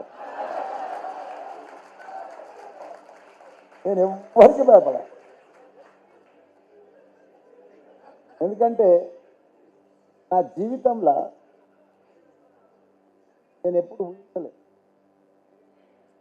పర్లేదు ఎప్పుడు ఊహించలే. నేను ఒక కాలేజీలు పెట్టి ఇన్ని సంవత్సరాలు స్కూల్స్, నాకు 10 సిబిఎస్ఈ స్కూల్స్ ఉన్నాయి. నాకు ఇంత పెద్ద వ్యవస్థ నడిపిస్తుంది. మంచి మెడికల్ స్టూడెంట్స్ను, 12th క్లాస్ మెడికల్ స్టూడెంట్స్ని తయారు చేస్తాను, 12th క్లాస్ ఇంజనీర్ స్టూడెంట్స్ని తయారు చేస్తాను. ఇవన్నిటికి కూడా ఇవన్నీ ఒక ఎత్తు. పైన అయినాక కూడా నన్ను పిలిచి ఎమ్మెల్యే ఈ సీట్ ఇచ్చి ఒక మినిస్టర్ ఇచ్చిందంటే నా జీవితంలో ఎప్పుడు నేను మర్చిపోలేను. నేను భయపడేది ఒకే ఒక్కరికి, మా కేసీఆర్. సార్ మీరు మీ ఎడ్యుకేషనల్ క్వాలిఫికేషన్ షేర్ చేసుకున్నట్టు మీరు 10th 11th వరకు చదువుకున్నారు. But at the same time మీరు ఇంత సక్సెస్ఫుల్ ఉన్నారు కానీ ఇంతమంది ఎడ్యుకేషనిస్ట్ని, ప్రిన్సిపల్స్ని వీళ్ళందరినీ రిక్రూట్ చేసి ఇంత పెద్ద సంస్థానం మీరు నడుపుతున్నారు. కొన్ని వేల మంది మీ దగ్గర చదువుకుంటున్నారు. అట్ ద సేమ్ టైం మీరు చదువు చెప్తున్నారు. సో ఒక మీ ఎగ్జాంపుల్ ఫాలో అవుతున్న స్టూడెంట్స్కి అంటే చదువు ఇంపార్టెంటా కాదా, అట్ ద సేమ్ టైం చదువు ఒకటేనా, ఏం అవసరం మీలా కావాలంటే? నా తన 10,000 మంది 10,000 ఎంటెక్ టీచర్స్ 10,000. మంచి క్వశ్చన్ అడిగింది. చదువు ఇంపార్టెంటా, సక్సెస్ కావాలంటే చదువు కంపల్సరా, గొప్ప చదువులు చదివితేనే సక్సెస్ అవుతామా అని మంచి క్వశ్చన్ అడిగింది. మీ స్టూడెంట్స్ అందరికీ మిమ్మల్ని చూసి ఇన్స్పిరేషన్ తీసుకునే వాళ్ళకి మీరు ఏం చెప్తారు? చదువుతో పాటు సక్సెస్ అనేది యాడ్నో ఉండదు. సక్సెస్ అనేది యాడ్నో కొనుక్కునేది కాదు మార్కెట్లో. సక్సెస్ అనేది మన చేతనే ఉంది. భగవంతుడు అనేది లేడు. భగవంతుడు అనేది మన అందులోనే ఉన్నాడు భగవంతుడు, ఎక్కడ లేడు. సక్సెస్ అనేది ఏంటి, మన చేతనే ఉంది సక్సెస్. ఇవన్నీ కూడా సక్సెస్కు 4 మంత్రాలు. ఎంత చదివినా, ఎంత చదవలేదా, వీరుభయం బాని కానీ వీళ్ళందరూ కూడా అప్పట్లో పెద్ద చదువుకోలేదు కానీ సక్సెస్ అయిపోయారు. ప్రపంచంలోనే గొప్పలేదు. అదే అనిల్ అంబానీ, ముఖేష్ అంబానీ ఇద్దరు అన్నదమ్ములు ఉన్నారు. ఆయన ఆస్తి ఇద్దరికి సమానంగా ఇచ్చిండు. మరి ముఖేష్ అంబానీ ఇంకా వరల్డ్లో నెంబర్ 1 అయిపోయిండు. అనిల్ అంబానీ ఏమో దివాళు తీసిండు. ఇద్దరు అన్నదమ్ములే, మళ్ళీ ఇద్దరికి పెళ్లిలైనాయి, ఇద్దరికి ఆస్తి ఇచ్చిండు, భాగస్వాములు ఇచ్చిండు, అంతా బాగా సరిగానే ఇచ్చిండు. ప్రాపర్టీస్ కూడా ఇచ్చినాక కూడా డౌన్ అయిపోయిండు. అన్ని చేతిలో ఉన్నాక కూడా డౌన్ అయ్యిండు. మళ్ళీ ఎందుకు డౌన్ అయ్యింది? ఒక ఆయన నెంబర్ 1 అయిపోయిండు, ఒక ఆయన మొత్తం కిందికి పడి. అందుకే ఏదైనా సక్సెస్ అయినా ఏదైనా మన చేతిలో ఉంది. భగవంతుడు మన దగ్గరనే ఉంది. సక్సెస్కు సీక్రెట్ 4 మంత్రం. మనము డిసిప్లిన్ ఉంది, మనము రెస్పెక్ట్, మనము హార్డ్ వర్క్ చేయాలి, మనము ప్లానింగ్ చేసుకోవాలి, మనము రోజు హార్డ్ వర్క్ చేయాలి, మనము లో ప్రొఫైల్ ఉండాలి, మనము సింపుల్ లివింగ్ ఉండాలి, మనము హై థింకింగ్ ఉండాలి, మనము డబ్బులు వేస్ట్ చేయొద్దు, మనము టైం వేస్ట్ చేయొద్దు. ఇవన్నీ క్వాలిఫికేషన్స్ ఉంటే, ఇవన్నీ పర్ఫెక్ట్గా మన పిల్లలకు కానీ మనకు కానీ ఉంటే నువ్వు గ్యారంటీగా సక్సెస్ అవుతావు, 100%. 4 దినాలు ప్రాబ్లం వస్తుంది, అప్ అండ్ డౌన్స్ ఉంటుంది. అవన్నీ కూడా ప్రాబ్లం ఫేస్ చేసినాక గ్యారంటీగా సక్సెస్ అవుతుంది. ప్రాబ్లమ్స్ను అధిగమించినప్పుడే కదా మనం సక్సెస్. మనం పని చేస్తున్నప్పుడే కదా ప్రాబ్లమ్స్ వచ్చేది. అవన్నీ పని చేస్తూ అవన్నీ అధిగమిస్తూ అప్పుడే కదా మనం సక్సెస్ అవుతాం. ఇవన్నిటికీ మార్గం ఒకటే. నువ్వు ఎంత గొప్ప చదువులు చదివినవా, ఎంత తక్కువ చదివినా, రెస్పెక్ట్ అనేది పర్ఫెక్ట్గా ఉండాలి. ప్రతి చేసే పనిలో సీరియస్నెస్ అనేది, డీప్ ఇన్వాల్వ్మెంట్ అనేది ఏదో చేస్తుంది. మైండ్ అంతా 50-50 ఆలోచన చేసి అదో నేను సక్సెస్ అయితేనో కాదో, నేను ఈ హోటల్ పెడుతున్నా నడుస్తుందో నడవదో, ఇది బిజినెస్ అయితే ఫెయిల్ అయితే ఎట్లా, అవనమ్మకంతో ఉండొద్దు, అభద్రతతో ఉండొద్దు. దూసుకొని పోయాడు. నేను చెడు పని చేస్తలేవు, బిజినెస్ చేస్తున్నావు, దుంకు. ఇక బాయిలకు దుంకుతే అదే వస్తుంది. నువ్వు బిజినెస్లో డీప్గా దుంకి సీరియస్నెస్ ఉందాడా గ్యారంటీగా సక్సెస్. అసలు ఫెయిల్యూర్ అనే మాటనే లేదు. నా జీవితంలో ఎన్నో అప్ అండ్ డౌన్స్ వచ్చినాయి, ఎన్నో సుఖ కష్టాలు వచ్చినాయి, ఎన్నో బాధలు వచ్చినాయి, కానీ ఎప్పుడు నష్టపోలేదు నేను. అది ఎప్పుడు నా జీవితం అంతా ఇట్లా ఫ్లైట్ టేకప్ అయినట్టు ఇట్లా డౌన్ కానే లేదు. డౌన్ ఎందుకు కాలేదంటే రోజు హోంవర్క్ చేస్తాను, రోజు ప్లానింగ్ చేస్తాను. నెక్స్ట్ లెవెల్లో ఏం ప్లాన్ చేయాలి. ఇప్పుడు కాలేజ్ పెడుతున్నాం. అసలు నాకు కాలేజ్ పెడుతున్నప్పుడు మీకు ఇంకో విషయం చెప్తే మీరు షాక్ అవుతారు. నాకు బీటెక్ కాలేజీలు నాతోనని ఇండియాలో ఎవరికి లేవు. ఇంజనీరింగ్ వ్యవస్థ నేనే 13 ఇంజనీరింగ్ కాలేజీలు నడిపిస్తాను. ఇండియాలో ఎవరికి లేవు. ఏఐసిటీ ఆల్ ఇండియా టెక్నికల్ ఎడ్యుకేషన్లో 21 ఇన్స్టిట్యూషన్స్ మల్లారెడ్డి పేరు మీద ఉన్నాయి. వెబ్సైట్లో పోయి చూస్తే ఆల్ ఇండియా టెక్నికల్ ఎడ్యుకేషన్లో నేనే నంబర్ 1. అన్ని ఇన్స్టిట్యూషన్లు పెట్టిన, ఖాళీ తోకలు మార్చుకుంటూ పోయినా. Malla Reddy institute of management, Malla Reddy technical college, Malla Reddy management of technical, Malla Reddy engineering college, ఇట్లా మల్లారెడ్డి అనేది ఉంటుంది, మారుస్తా పోయినా పేర్లు. అట్లా 21 కాలేజెస్ పెట్టి అన్నీ కూడా సక్సెస్ఫుల్ అనిపిస్తుంది. సక్సెస్ ఎందుకున్నాడు? నాకు ఇంజనీరింగ్ బీటెక్ ఫుల్ ఫామ్ తెలియదు ఇప్పటికి. నాకు ఎంబీబీఎస్ ఫుల్ ఫామ్ తెలియదు ఇప్పటికి.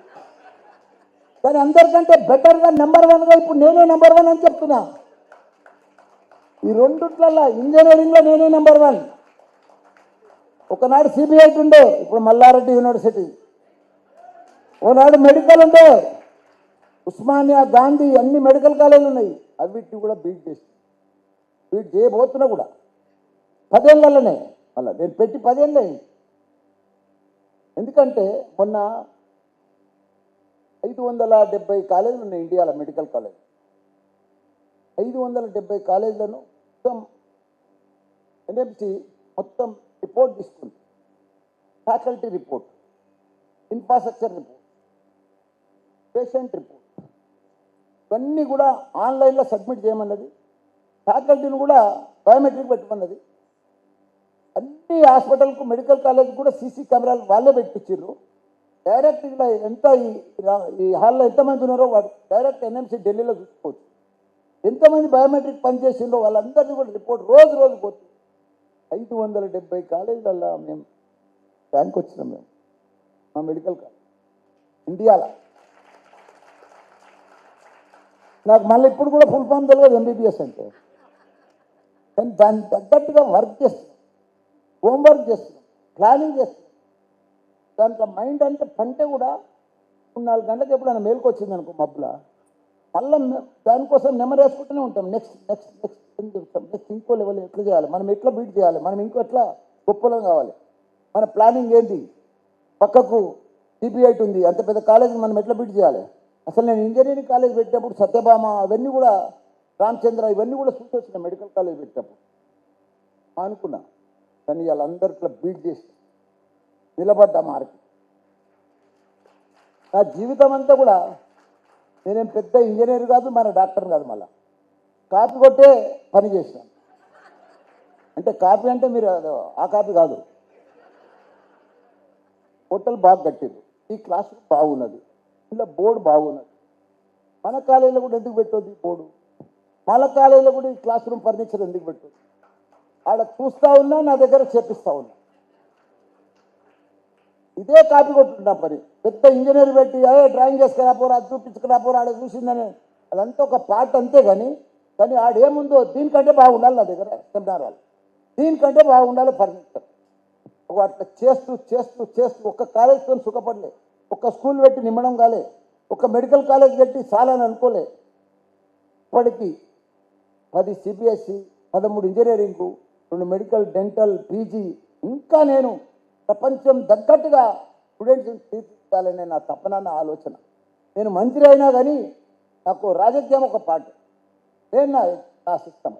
ఎందుకంటే ఒక ఇటుక వేసి తయారు చేస్తాను.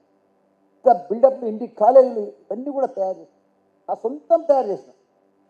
మా ఇంట్లో ఎవరు ప్రొఫెసర్ లేరు, ఓ డాక్టర్ లేడు, ఓ చదువుకున్నోడు లేడు, పెద్ద సైంటిస్ట్ లేరు, ఏమీ లేదు పరిస్థితి.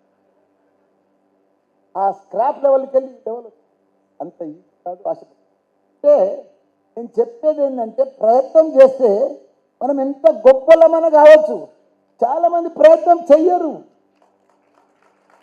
మీరు కూడా ప్రయత్నం చేయాలి. చూడండి, మీరు మామూలు గొప్పలు గారు, మీ తెలివిలన్నీ ప్రాపర్గా యూజ్ చేయండి. మీరు ఎంత గొప్పలు అవుతారో మీరే ఉంచండి. ఫర్ ఎగ్జాంపుల్ చెప్తా, ప్రపంచంలో ఉన్న టాప్ పీపుల్ అంతా తెలిపర్లు అంటే ఎవరు? మన ఆంధ్ర, తెలంగాణ దగ్గర మనోళ్ళు ఎక్కువ, దగ్గర ఇండియన్స్. అంటే టాప్ డాక్టర్స్ ప్రపంచంలో అమెరికా పో, జపాన్ పో, లండన్ పో, జర్మనీ పో, ఏ దేశమన్నా పో, అక్కడ top doctors, top IT people, top సైంటిస్టులు, టాప్ ఇంజనీర్స్ మొత్తం మనోళ్ళే, ఇండియన్స్ వాళ్ళు. అందులో తెలంగాణ వాళ్ళు ఎక్కువ, మన తెలుగు వాళ్ళకు తెలివితేటలు ఎక్కువ. ఇక నార్త్ వాళ్ళకి బాధ అవుతుండొచ్చు నేను చెప్తాను. మీరు అన్ని క్వశ్చన్స్కి ఆన్సర్స్ చెప్పేస్తారు సార్, ఒక ఆన్సర్. ఇంకా ఇంకొక క్వశ్చన్, మీరు చెప్పిన దానికే ఒక ఎక్స్టెన్షన్ క్వశ్చన్ సార్. మీరు అన్నట్టు మనం తెలుగు వాళ్ళు, ఇండియన్స్ ఎక్కడెక్కడికో పోయి అంత టాప్ ఇంజనీర్స్, టాప్ డాక్టర్స్ అవుతున్నారు. అండ్ ఫార్చ్యూన్ 500 కంపెనీస్లో చాలామంది ఇండియన్స్, మీరు అనేటట్టు ట్విట్టర్ కానీ, ఫేస్బుక్ కానీ, గూగుల్ కానీ, మన యూకే ప్రధానమంత్రి కానీ, వీళ్ళందరూ ఇండియన్సే. కానీ మన ఎడ్యుకేషన్ సిస్టమ్ ఏదైతే ఉందో దాని గురించి అంత గొప్పగా ఎప్పుడు వాళ్ళు మాట్లాడలేదు. అంటే దాని విషయంలో మీరు ఏమైనా చెప్పాలనుకుంటున్నారు సార్?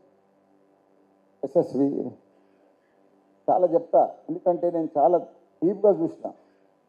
మనకు స్వాతంత్రం వచ్చి 75 సంవత్సరాలు అయింది. ఇప్పటికి మనకు అతి లేదు, గతి లేదు, వ్యవస్థ సరిగా లేదు, ఏది సరిగా లేదు. ఒక ఎగ్జాంపుల్ చెప్తా.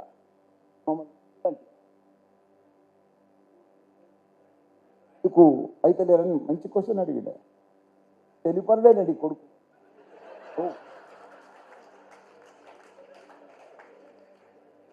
నేనే ఇంత గొప్పనైనా చేసుకుంటా వస్తూ ఉంటే అయినా.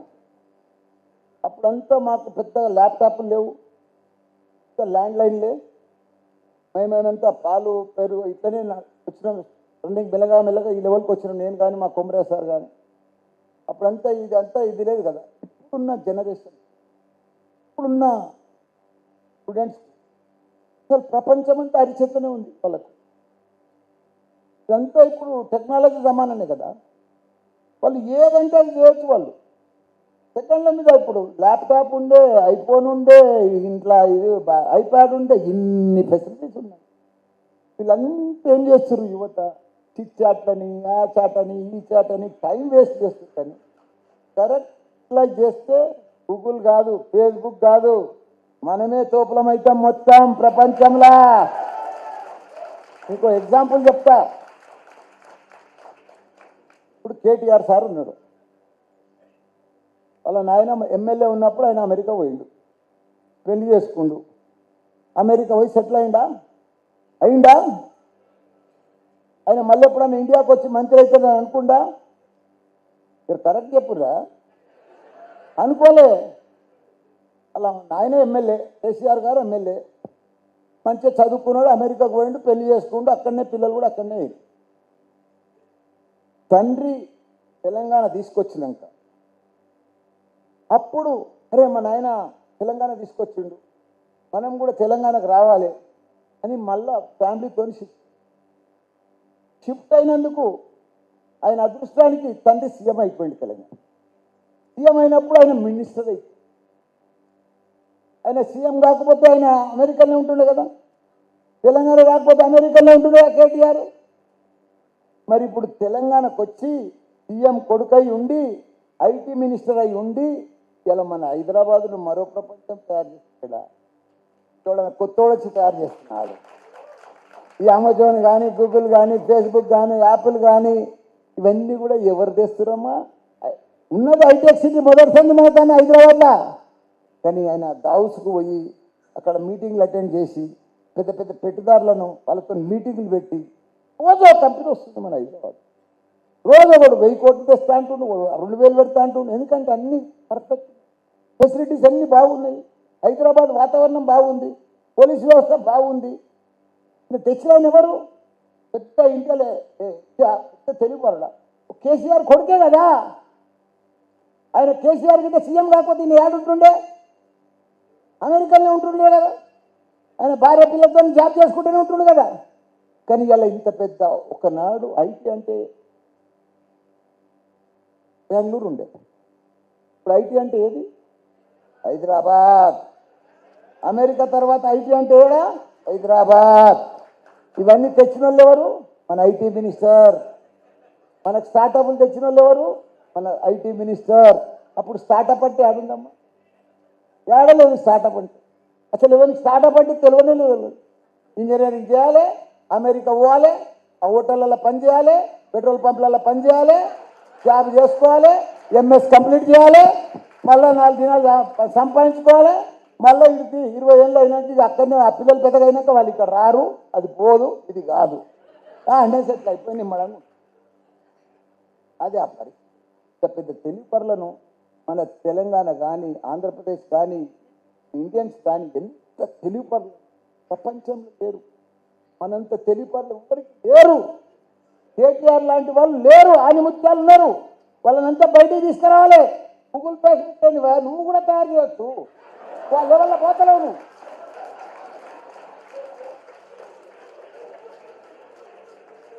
నేను ఆయన ₹1,00,00,000 సంపాదించింది, 1000 మంది స్టూడెంట్స్ చేస్తున్నాడు. ఇంత నిన్ను దుబాయ్లో పిట్స్లాండ్లో చదివిస్తుండు. నువ్వు వచ్చి ఏం చేస్తున్నావు? మళ్ళీ అదే కాలేజీ స్కూల్లో నడిపిస్తున్నావు. నేను ఆయన నడిపించలేదా? నువ్వు పుట్టినప్పటి సందికి కూడా కాలేజీ నడిపిస్తుండు, రియల్ ఎస్టేట్ చేస్తుంది. ఇప్పుడు నువ్వు ఇంకో లెవెల్లో థింకింగే చేస్తున్నాడు. అదే స్కూల్లో పోతుండే, అదే మేనేజ్మెంట్ అంటుండే, అదే పైసలు ఎట్లా వేసుకోవాలి, పైసలు ఎట్లా జమ చేయాలి, శాలరీలు ఎట్లా తక్కువ చేయాలి, బస్సులను కంట్రోల్ చేయాలి. కానీ అవన్నీ చేసేది.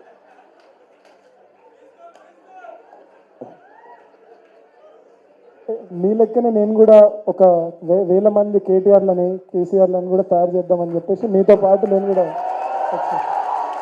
ఇంకో లెవెల్లో తయారు చేయి, ఇంకో లెవెల్లో ఆలోచన చేయి.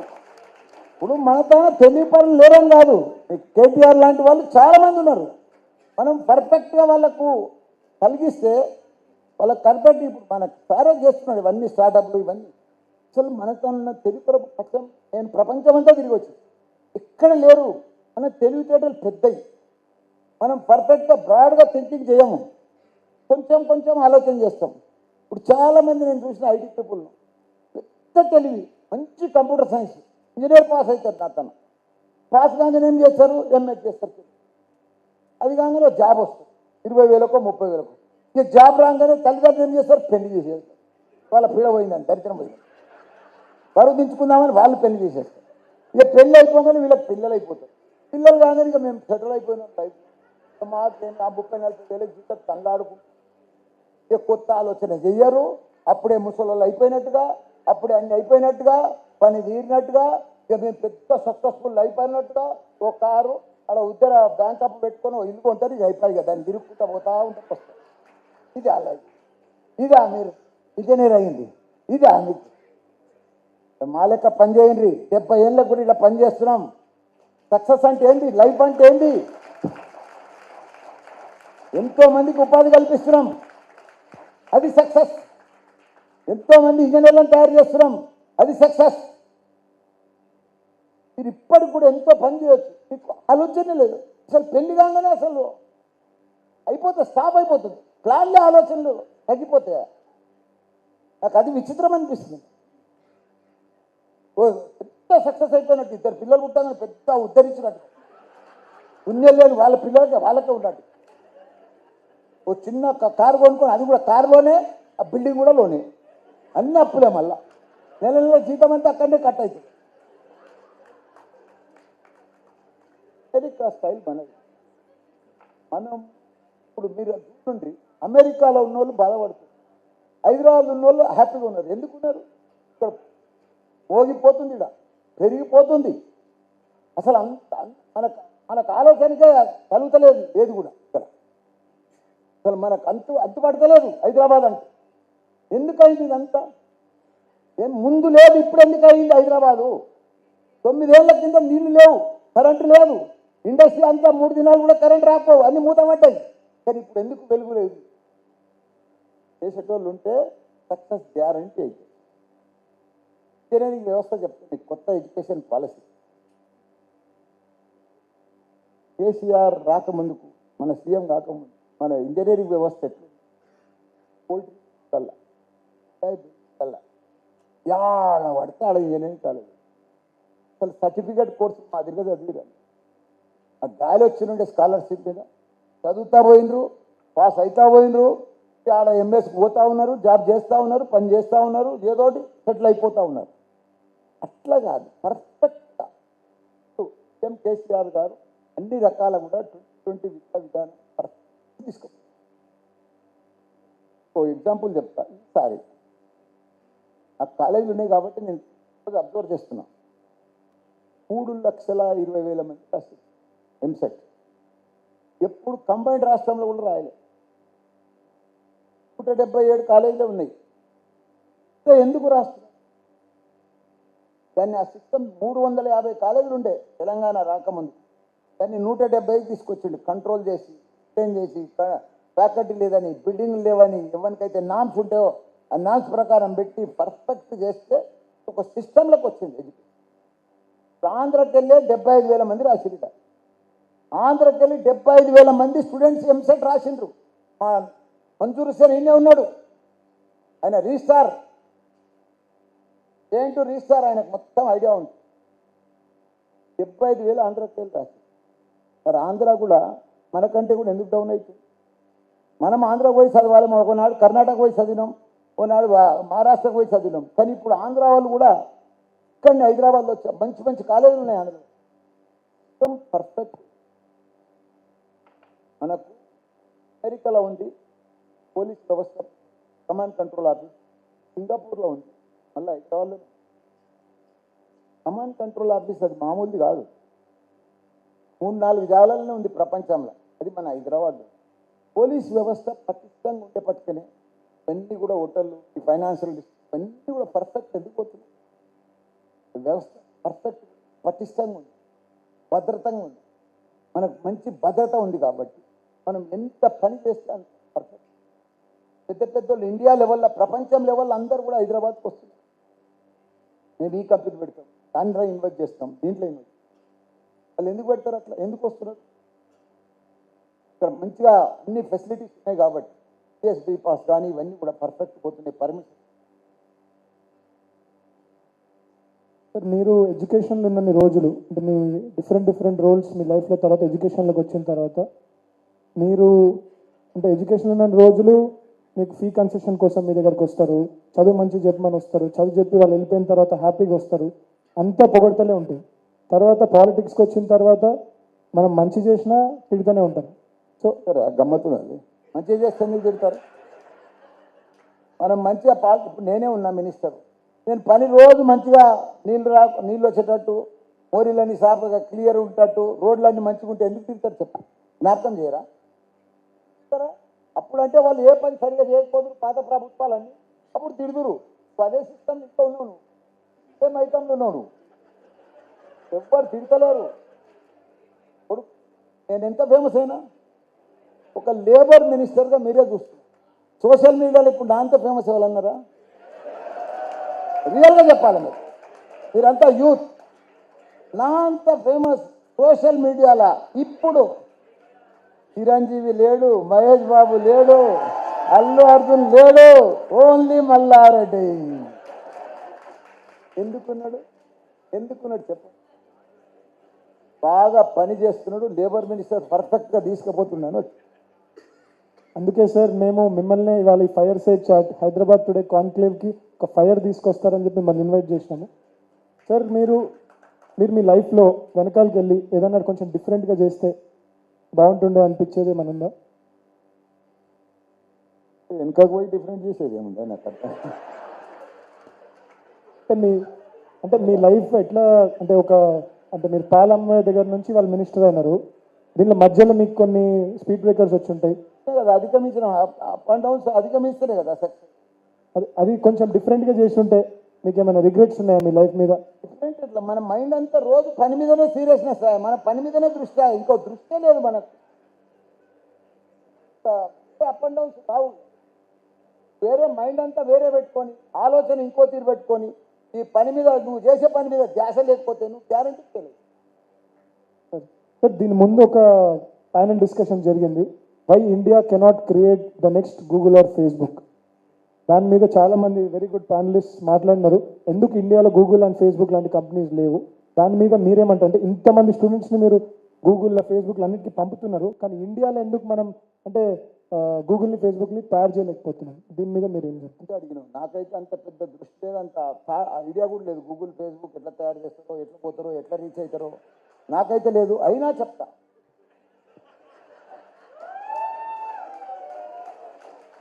మేబీ మీకు ఎవరికైనా ఉంటే కూడా చెప్పొచ్చు మీరు. ఎందుకంటే మీరంతా ఇంజనీర్లు, బాగా మంచి చదువుకున్న వాళ్ళు కనిపిస్తున్నారు నాకు. ఒకటే థాట్, గూగుల్ కానీ ఫేస్బుక్ కానీ అమెజాన్ కానీ ఏదన్నా ఉండదు, మనం దాని మీద దృష్టి పెడితే అసలు కాని పని అంటూ లేదు.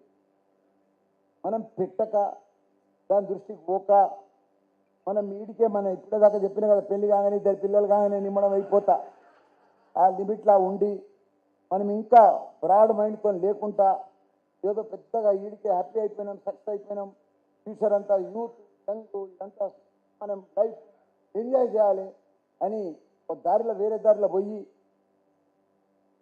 మనం ఆలోచనలకు తగ్గు చేసుకుంటూ డౌన్ అయిపోయి పర్ఫెక్ట్గా ఇడు వదులు. ప్రపంచంలో నేను ఇప్పటిదాకా చెప్పిన కదా, ఐటీ పీపుల్ కానీ డాక్టర్స్ కానీ మన మనోళ్ళే ప్లాన్ చేస్తున్నారు. ఆయన ఏమో రాయలసీమలు ఉంటాడు, మైక్రోసాఫ్ట్ సత్యానాథెల్లా, మరి అడికెళ్ళి వచ్చిన తెలుగు అయినే కదా మైక్రోసాఫ్ట్లో సిఇఓ. మరి ఈయన మన లండన్ ప్రైమ్ మినిస్టర్ ఎవరు? మన ఇండియానే కదా. మరి అలా దిక్కు లేకుండా మనల్ని పెట్టుకురా? మన ఇంత మనకంటే తెలియపారు లేరు, ఆడ లేరు, అందుకే మనల్ని పెట్టు.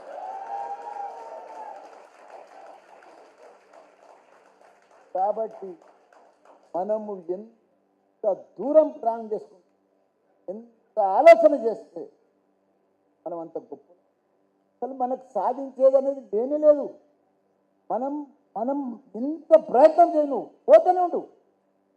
ఎందుకు సక్సెస్ కావు చెప్పు? ఎందుకు గూగుల్ ఫేస్బుక్ వాళ్ళు పెద్ద ఏం చేస్తున్నారని చెప్పు. నా లెక్క కాపీ అన్న కొట్టురు, వాడు ఏం చేస్తున్నారు అది కాపీ కొట్టి ఇక్కడ పెట్టురు అయిపోయి ఎట్లా సక్సెస్ కాదో చెప్తాను. ఒక్క ఛానల్ ఉండే అప్పుడు, ఈటీవీ ఉండే, ఇప్పుడు ఎన్ని ఛానళ్ళు అయినాయి? అవన్నీ కూడా ఫేస్బుక్ గూగుల్ లాంటివే కదా అన్నీ కూడా. మరి అన్ని ఛానళ్ళు వచ్చినప్పుడు ఆ ఫేస్బుక్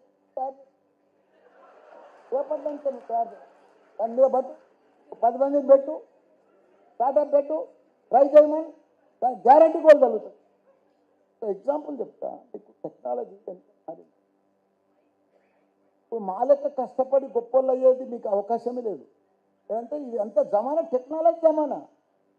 టెక్నాలజీ లేకపోతే ఇప్పుడు ఎవడన్నా మెకానికల్, సివిల్ ఇవన్నీ ఎవరు చదువుతలేడు. ఇప్పుడు అంతా అవుట్డేటెడ్ అయిపోయింది.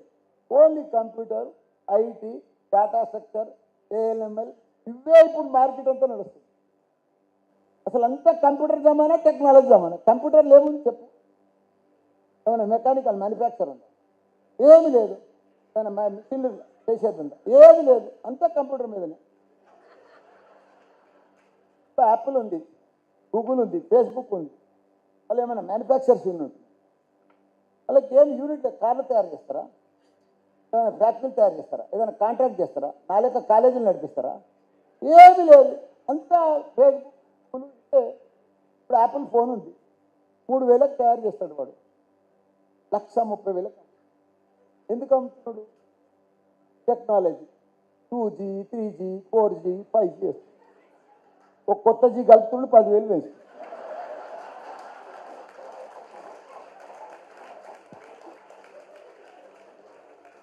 సార్ మీరు కూడా కలిస్తే రేపటి నుంచి మనం ఫేస్బుక్, గూగుల్ అట్లాంటివి ఇంకా 100 కంపెనీలు స్టార్ట్ చేసి మన యువతకి మంచి ఒక మార్గం చూపిస్తామని అనుకుంటున్నాను. నేను అనుకుంటున్నావు కానీ మీ అమ్మ నాయన రేపే పెళ్లి చేయాలని నిండు చూస్తున్నారు. నువ్వేడికి వస్తావా? నేను పిల్ల సెట్ అయ్యేది కష్టమైపోయింది. పెళ్లి చేసుకుని అనుకో అయిపోయినట్టే కదా. సార్ మీ మీద, మీ లైఫ్ మీద ఒక అంటే మీరు రీసెంట్గా ఒక డిక్లరేషన్ ఇచ్చారు, మీరు కూడా మూవీలకు వస్తున్నారు, మీరు కూడా సినిమాలు తీస్తామని. అట్లనే మీ మీద మూవీ తీయాలని నాకున్నది. అట్లా ఎంతమందికి ఉన్నది ఆ సార్ మీద మూవీ తీస్తే చూడాలని చెప్పేసి? ఎంతమంది కాదు, నువ్వు గిట్ట తీసినావు అనుకో పిచ్చి పైసలు వస్తాయి. ట్రెండింగ్ అంతా నాదే నడుస్తుంది. ఈయన కొబ్బరి కొడుకు హుషారే ఉండమ్మో, 10 రూపాయలు పెట్టి 1000 రూపాయలు సంపాదించామని వస్తున్నాయి నా మీద. నా ట్రెండింగ్ మార్కెట్లో ఏముందో ఇప్పుడు ఆయనకు తెలిసిపోయింది. ఆయనకు కాదు, నా పేరు పెడితేనే ఇట్లా అమ్ముడుపోతుంది, ఇట్లా నడుస్తుంది. సార్ అయితే మీ మూవీ నేను తీస్తా, ఎట్లన్నా నేను తీస్తా, తీసిన తర్వాత ప్రాఫిట్ నాది. అయితే మీ మూవీ తీసిన తర్వాత దాంట్లో హీరో, మూవీలో హీరో ఎందుకంటే పెద్ద హీరో ఎక్కడ దొరుకుతారు ఇంకా మీకు. నేను మేకప్ వేసి సెట్టింగ్ చేసుకుంటే మంచి 25 ఏళ్ళ లెక్కనే కట్టి ఎందుకంటే మంచిగా లేనమ్మా. సార్ అయితే ముందుకెళ్తూ one of the last questions, మీ లైఫ్లో మీరు 2 డబ్బాలు సైకిల్ దగ్గర నుంచి వాళ్ళు మినిస్టర్ అయ్యే వరకు 70 ఇయర్స్కి ఇంత ఎనర్జీ, ఈ ఎనర్జీని చూస్తే నాకే అసలు ఎట్లనే అనిపిస్తుంది. చాలా అంటే అంటే ఎట్లా 70 ఇయర్స్కి, ఐ మీన్ లాస్ట్ ఒక 1 మంత్ నుంచి సార్ని అప్పుడప్పుడు కలుస్తుంటే రోజు 7 o'clock లేచి యోగా చేసి, సాయంత్రం మళ్ళీ 6 o'clock వెళ్ళిపోయి జిమ్ చేసి, అంత మళ్ళీ మధ్యాహ్నం అంతా మినిస్ట్రీలు, ఎడ్యుకేషన్ ఇన్స్టిట్యూషన్లు ఇవన్నీ చూసుకుంటా, మీకు అంత మోటివేషన్ ఎక్కడి నుంచి వస్తుంది ఈ ఏజ్కి? ఇంకేం చేయాలి మీరు? అన్నీ చేసేసారు కదా. మీరు ఇంకొక వినవలసిన మాట ఏంటంటే, ఎవరు గురువు కూడా నాకు కాలేజీలో ఇన్ని సంస్థలు పెట్టినా కదా, నాకు ఎవరు అడ్వైజర్ కూడా లేరు ఇప్పటిదాకా. నాకు అడ్వైజర్ కూడా లేరు, గురువు కూడా లేడు. రోజు మనమే ప్లాన్ చేసుకుంటాం. ఇప్పుడు నా పిల్లలు పెద్దగా అయినరు, మంచిగా నా చిన్న కొడుకు చిన్న కోడలు ఇద్దరు డాక్టర్స్, పెద్ద కోడలు పెద్ద కొడుకు ఇద్దరు కూడా వాళ్ళు ఇంజనీరింగ్ కాలేజ్ చూస్తున్నారు, చిన్నోళ్ళు ఇద్దరు మెడికల్ చూస్తున్నారు, నేను రాజకీయం పర్ఫెక్ట్గా పోతుంది. ఇంతకుముందు నేనే అన్నీ ఆల్ ఇన్ వన్, నేను ఏది వదలకపోతుంది. కాబట్టి ప్రాబ్లమ్స్ ఎప్పుడు రావు.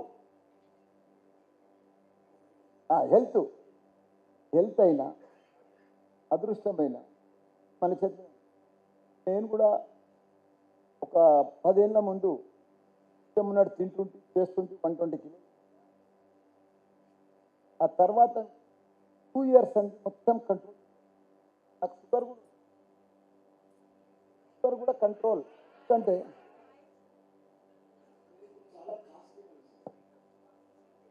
చాలా పిరం మనిషిని. ఎందుకంటే కాలేజీలు, సంస్థలు, మినిస్టరు అంటే మామూలు మనిషి కాదు కదా, ఆర్డినరీ మనిషి కాదు కదా.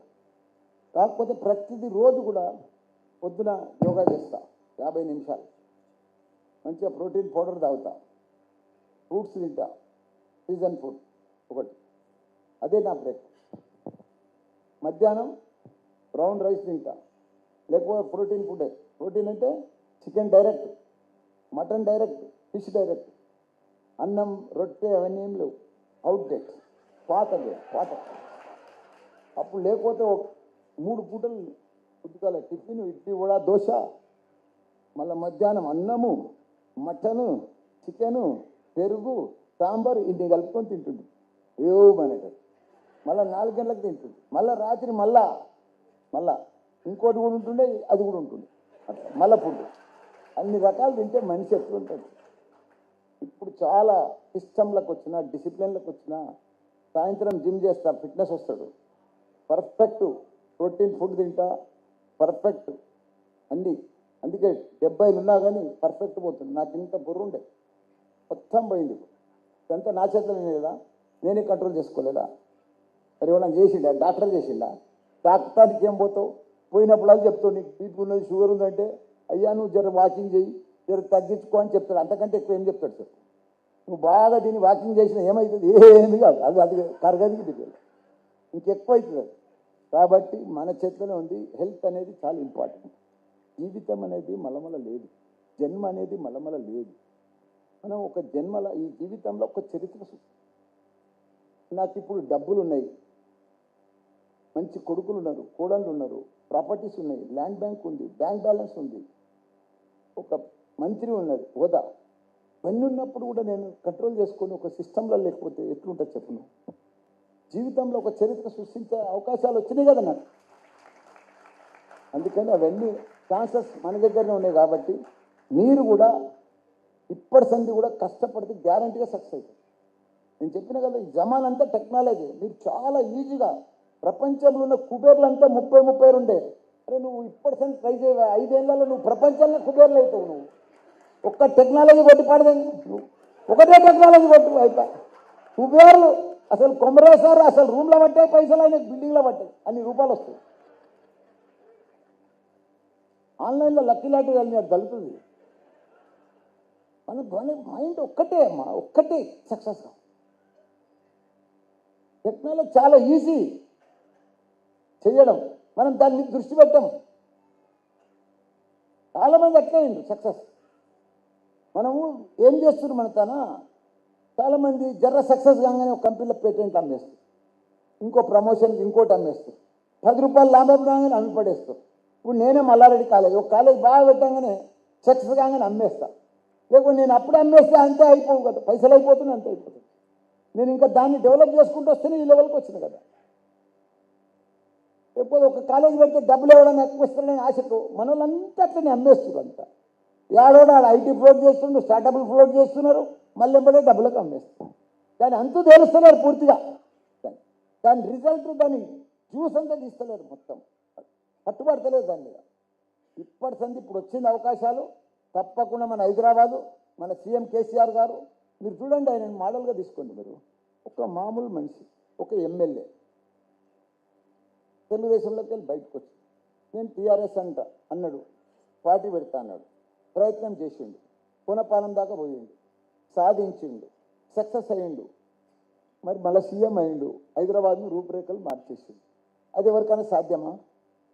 ఆయన మనిషే కదా, సాధ్యమైంది కదా, కాని పని చేసిండు కదా. మనం కూడా ఛాన్స్ ఉన్నాయి మీ అందరికీ. మీరు దాని దృష్టి పెడతలేరు, దాని రూట్లో పోతలేరు, దానికోసం ఆలోచన చేస్తలేరు. ఎప్పుడు ఈ జనరేషన్కి అంతా ఏ హోటల్కి పోదాం, ఏ కొత్త హోటల్ ఉంది, ఏ సినిమా కొత్తది వచ్చింది, ఏడబోదాం, ఏ రిసార్ట్కి పోదాం, ఫ్రైడే రాగానే ఏ రిసార్ట్కి పోదాం, ఏడబోయి 3 దినాలు ఉండొస్తాం పిల్లలతోటి.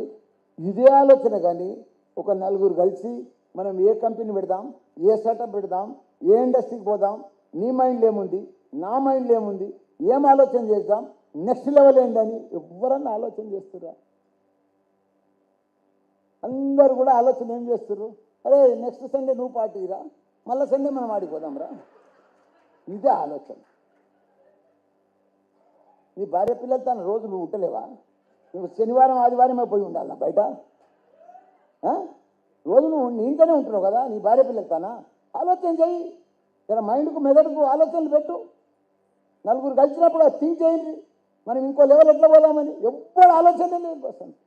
1,00,000 సెలరాగానే ఖుషి అయిపోతున్నా. పెద్ద పెద్ద స్టైళ్ళు, పెద్ద పెద్ద హెయిర్ స్టైళ్ళు, పెద్ద పెద్ద ఫ్యాషన్, పెద్ద పెద్ద అవసరమా ఇదంతా? దయచేసి అందరూ కూడా సీరియస్నెస్ ఉంటే గ్యారంటీ మన హైదరాబాద్ కాదు, మరో ప్రపంచం అయితే కొన్ని రోజులనే ప్రపంచంలోనే గుర్తింపు తగ్గ సిటీ ఏదైనా ఉందంటే అది మన హైదరాబాద్ అయితే. మీరు ఇప్పటికైనా, ఇంకా లేదు కాదు, మీరు ఇప్పటికైనా వర్క్ స్టార్ట్ చేసుకోండి. మీ మైండ్లో ఉన్నది, మీ ప్లానింగ్, మీరు ఏదైతే చదివినరో, మీరు అయితే చేసినరో దాని మీద దృష్టి పెట్టండి. మీరు ఇంకో లెవెల్ పోకపోతారు. నేను ఇంత సక్సెస్ కాలేజీలు ఎందుకు కరెక్ట్గా నడిపిస్తున్నాను? నాకంటే పెద్ద తెలుగు పనులు, పెద్ద పెద్ద డాక్టర్స్, ఇంజనీర్స్ కాలేజీలు పెట్టి ఎందుకు నడిపిస్తలేరు? నేనే ఎందుకు తోపునైనా, ఇంత పెద్ద తోపును చెప్పు. ఏముందని అలా నా తను ఏముందని చెప్పు. నాకు ఫుల్ ఫామ్ కూడా తెలియదు. ఇంత గొప్ప ఎందుకైనా ఇన్ని కాలేజీలు నేనే ఎందుకు నడిపిస్తున్నా? 10,000 మంది టీచర్స్ నా దగ్గర ఎందుకున్నారు? ఇంత గొప్ప ఎందుకైనా? దాంట్లో సీరియస్నెస్ ఉన్నది. ఇంజనీర్ అయినంత మాత్రాన దాని మీద మైండ్ పెడతలేదు. నేను రోజు దాంట్లో కళ్ళలో ఒత్తులేసుకొని ఏడ ప్రాబ్లమ్స్ ఉన్నాయి, ఏడ మైనస్ ఉన్నది, ఏడ ప్లస్ అవుతుంది, నేనేం చేస్తా కొడతా. ఇప్పటికీ మంత్రి అయినా కూడా కాలేజీలో పోతా, అప్పుడప్పుడు ఏడ మైనస్ ఉందో దాన్ని ప్లస్ చేసుకుంటూ పోతుంది. నా సక్సెస్ కంటే మైనస్ అన్ని ప్లస్ అయిపోతే ఆటోమేటిక్ సక్సెస్. పెద్ద టెన్షన్ అందులో. రోజు మనం చూస్తున్నాం అనుకో, రోజు మనకు తెలిసిపోతుంది ఏది మైనస్ ఉంది, ఏది ప్లస్, ఎక్కడ పోతుంది మైనస్, ఎక్కడ ప్లస్. కాబట్టి అందరం కూడా మంచి తెలుగు పర్లం, మంచి ఇంగ్లీష్ నాలెడ్జ్, ప్రపంచంలో మనకున్న ఇంగ్లీష్ క్లియర్గా క్లారిటీగా మాట్లాడే భాష ఎవ్వరికి లేదు ప్రపంచం. మన ఇండియన్స్, మన తెలుగులో మనకు ప్రపంచంలో ఏ స్టేట్ కనవో ఏ మూలకనవో మన పిల్లలు ఎంత ధారాళంగా మాట్లాడతారు, ఎంత క్లియర్గా మాట్లాడతారు.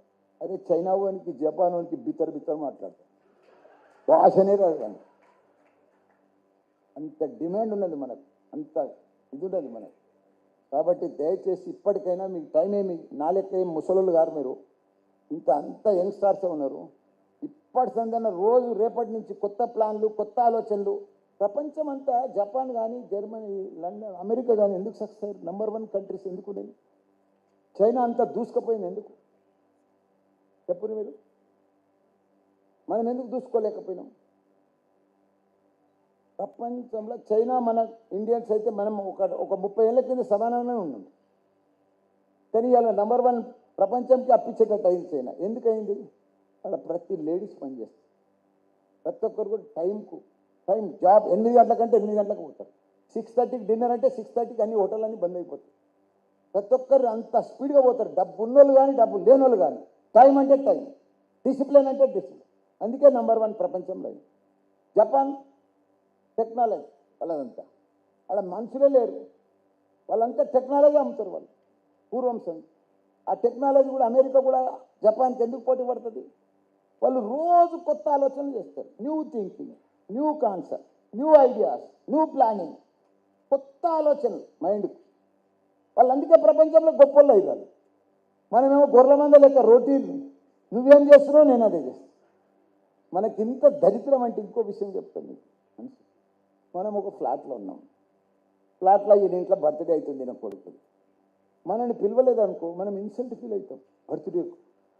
అరే వాళ్ళ ఇంట్లో వాళ్ళు పడతారు అంతా. మనం ఒక ఇది అనీజీగా ఈ బర్త్డేలకు, ఫంక్షన్లకు, సంగీత్ పార్టీలకు, పెళ్ళిళ్ళకు, డిన్నర్లకు దీనికోసమే ఆలోచన చేస్తాం. కానీ మనం ఇంకో లెవెల్ ఆలోచన చేసే. అందుకే ఆ గూగుల్, ఫేస్బుక్ మనకు అంత ఆనది ఐటోళ్ళకి గ్యారంటీ అయ్యి. మీరు ఈ ఫంక్షన్లు, పిక్నిక్లు, పార్టీలు, దావతులు, ఇవన్నీ ఫామ్ హౌజులు ఇవన్నీ బంద్ చేయి. నువ్వు ఎట్లా సక్సెస్ అవ్వో చెప్తాను. నువ్వు రోజు దాన్ని దృష్టి పెట్టు, గ్యారంటీగా సక్సెస్ అయిపోతుంది. అందరికీ కూడా థ్యాంక్ యూ, ధన్యవాదాలు. Thank you sir. ఈ హైదరాబాద్ టుడే కాన్క్లేవ్కి వచ్చి కొబ్బరన్నా ఇమీడియట్గా నీ కొడుకు పెళ్లి సెటిల్ అయిపోతుంది. Thank you sir. ఇక్కడికి వచ్చి మా 2 days కాన్క్లేవ్లో ఫైర్ యాడ్ చేసినందుకు. అండ్ అందరూ ఐమ్ షూర్ మోటివేట్ అయినారు మీ వర్డ్స్తోని. Next year Google or Facebook తయారు చేస్తే దానికి మీ పేరే పెట్టుకొని ముందుకు తీసుకెళ్తారని ఆశిస్తున్నాం. సార్ ఒక moment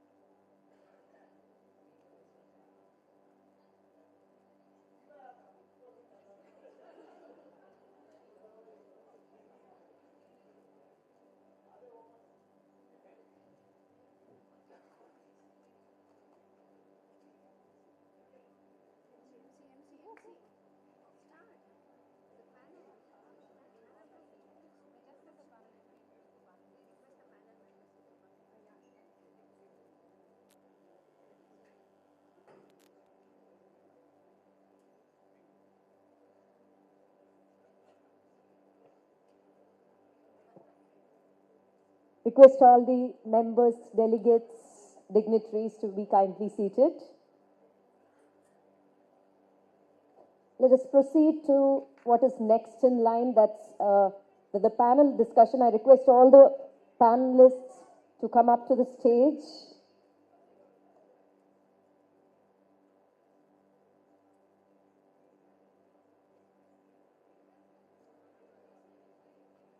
May I request everyone to kindly be seated.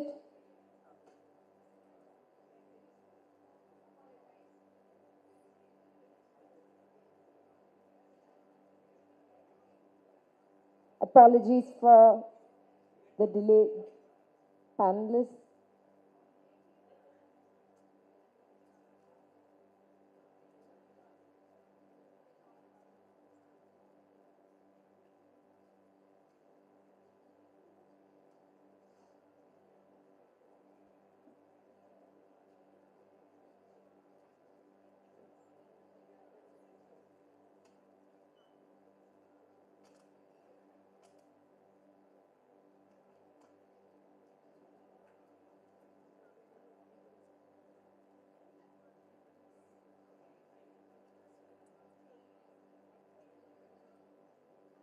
Dr. Manzoor, I request you to kindly occupy the stage for the panel discussion on liberal education, multidisciplinary approach.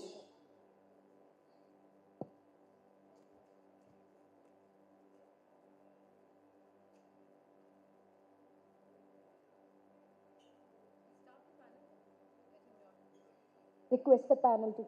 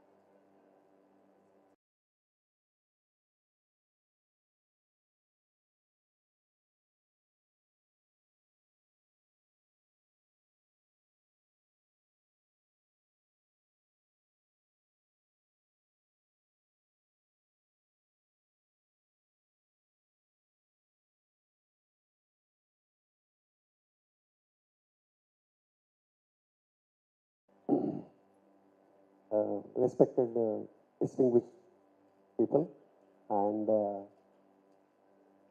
Dr. Manzoor Hussain sir and Miss Padmaja Penmasta and Mr. Bharat Chandra.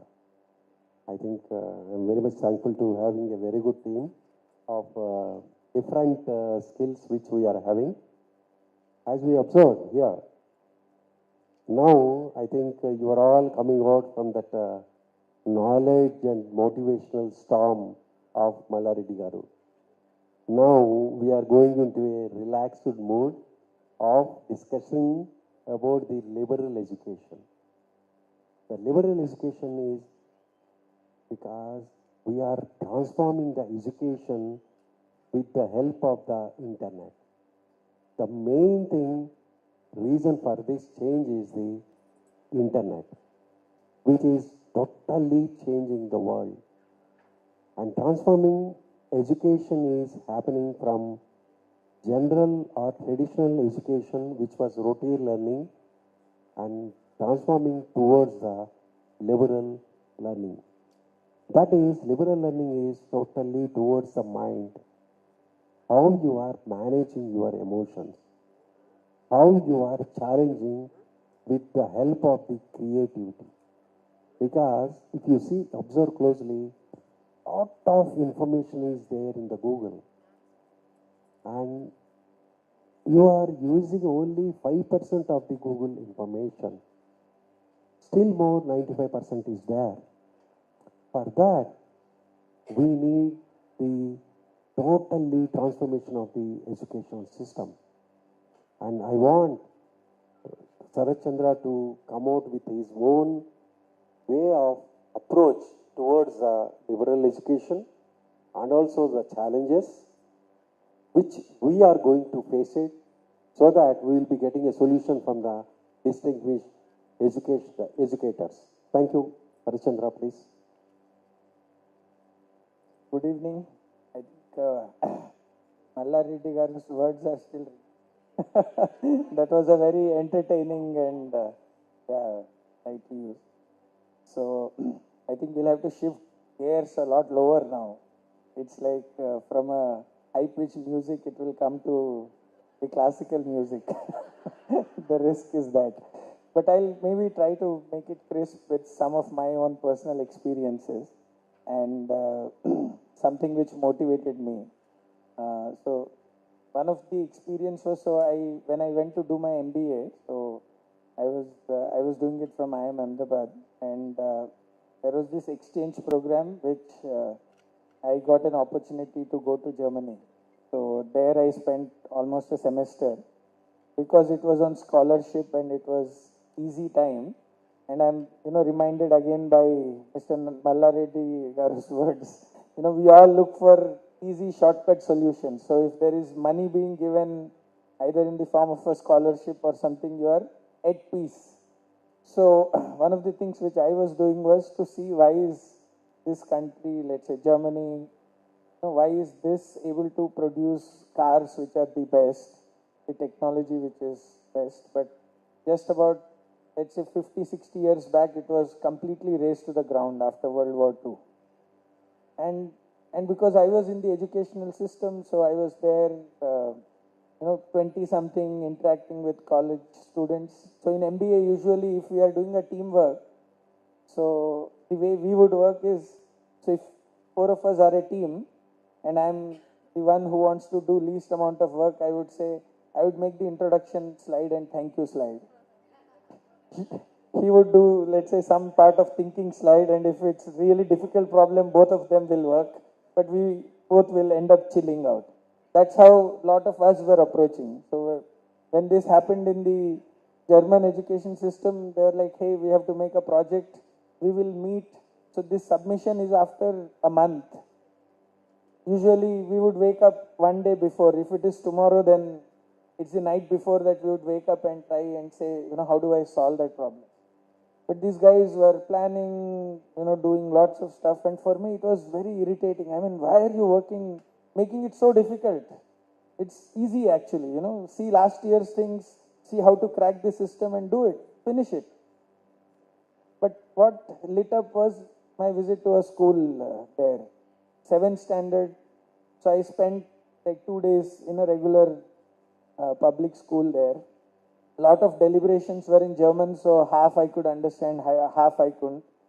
Kids were very less respectful. They could put the feet on the table, and for us it's like completely out of, we can't even imagine. They would just walk out of the classroom. Teacher is teaching, this student walks out. I was just wondering if I would have ever done. Because all of us are trained to be very obedient and good students, right? Even if you are sleeping, you are like nodding all the time. So I thought this is nothing great, but after the brunch, so I went to the classroom, there was nobody in the classroom. I was wondering where did all these guys disappear. And I was told half day is theory, half day is practice. I said, okay, so half day practice, where is practice?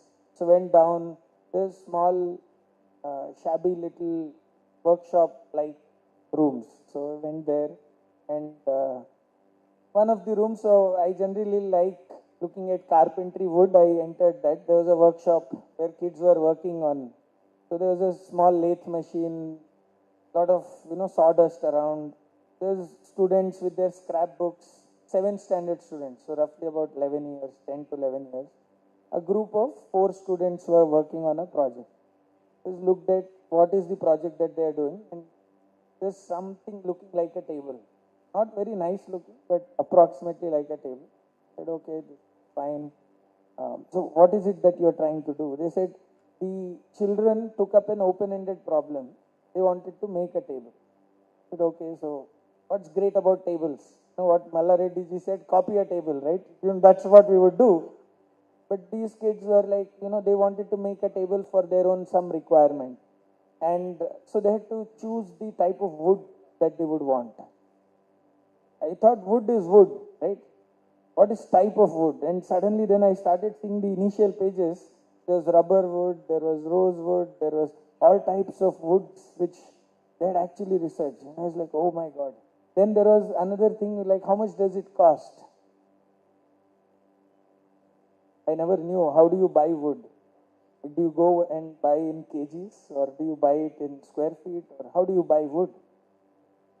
And then there's one interesting thing where the girl wanted the legs of the table to be at an angle, curved. And then there was, some stuff which was talking, this wood cannot be bent, this is not flexible, this is hardwood, you can't do it. And then there was a drawing of a cylinder, a log of a wood. And they were trying to cut this, angular leg from that log. And the guy was, there he was explaining, it's very difficult to get 4 legs or 5 legs from the same log of wood. And for me, I went numb there for like 5 minutes because this is what was being taught or attempted to be taught to us in engineering second year at IIT Bombay, MA 201, solid geometry, 3-dimensional, where they were trying to teach us R theta phi, how to optimize. The whole thing was, from a log of wood, how will you get your pieces and how do you optimize it? But that was never told to us. The whole thing started with R theta phi, and before going to IIT, I thought I knew math, but once after getting there, I understood I never understood math at that level. But the problem was, we never knew what the objective of what we are learning for. And the greatest benefit, what I could see, was interdisciplinary, we say, or working towards solving a problem gives an opportunity to integrate a lot of things, which when we do it in silos, it limits the whole experience. And the other thing which I liked was, these problems are for longer duration. So usually we work with, let's say a student has to solve a problem, it's a 15-minute problem. If he's not able to do it, teacher gives the answer and leaves it. But the whole thing is, in life, we know it is about endurance. Can you think and work on the same problem for 3 months, 6 months? The Mallarity was challenging each one of us here, why can't you make? Because it's the ability for us to live with a problem for a longer time and still be okay with it, even if we don't solve it. But in school system, do we get enough opportunities to stay with some problem for an elongated period of time as a student? There I could see these students were making a table, were living with that problem, trying to learn lots of things. So one of the things which I feel with this NAP is, if 15% of the curriculum time, so we are talking of roughly 6 hours every day into 200 working days, 1200 hours in an academic session. If we take out 15% of that, that's what, about 180 hours, and create an ecosystem where they can choose a project, work on that project over elongated period of time, and also try and integrate a lot of things. And automatically, real problems are never in silos. It never comes as a thing. I think that will be a great difference to people, to children, to also look at, and it's not about success, it's about failing in the project. I'm sure the table that they made would not have, stood well, it would have wobbled, it would have been a bad looking table, but I'm sure the experiences that the children took out of that would have been a great thing. And I know I've overshot the time, but that's something which I want to offer. Thank you so much, Sarchandra. I think you started your journey from shortcuts to the, we call it as the longer period of the ecosystem, which is very much needed for the laboral education. That means we are demonstrating the real-time skills. That is very, very important. Because most of the things which are already invented, and only thing which we are expecting is the innovation with new way of using the optimization, which you said. That is very, very important now. Optimizing the system is very, very important now.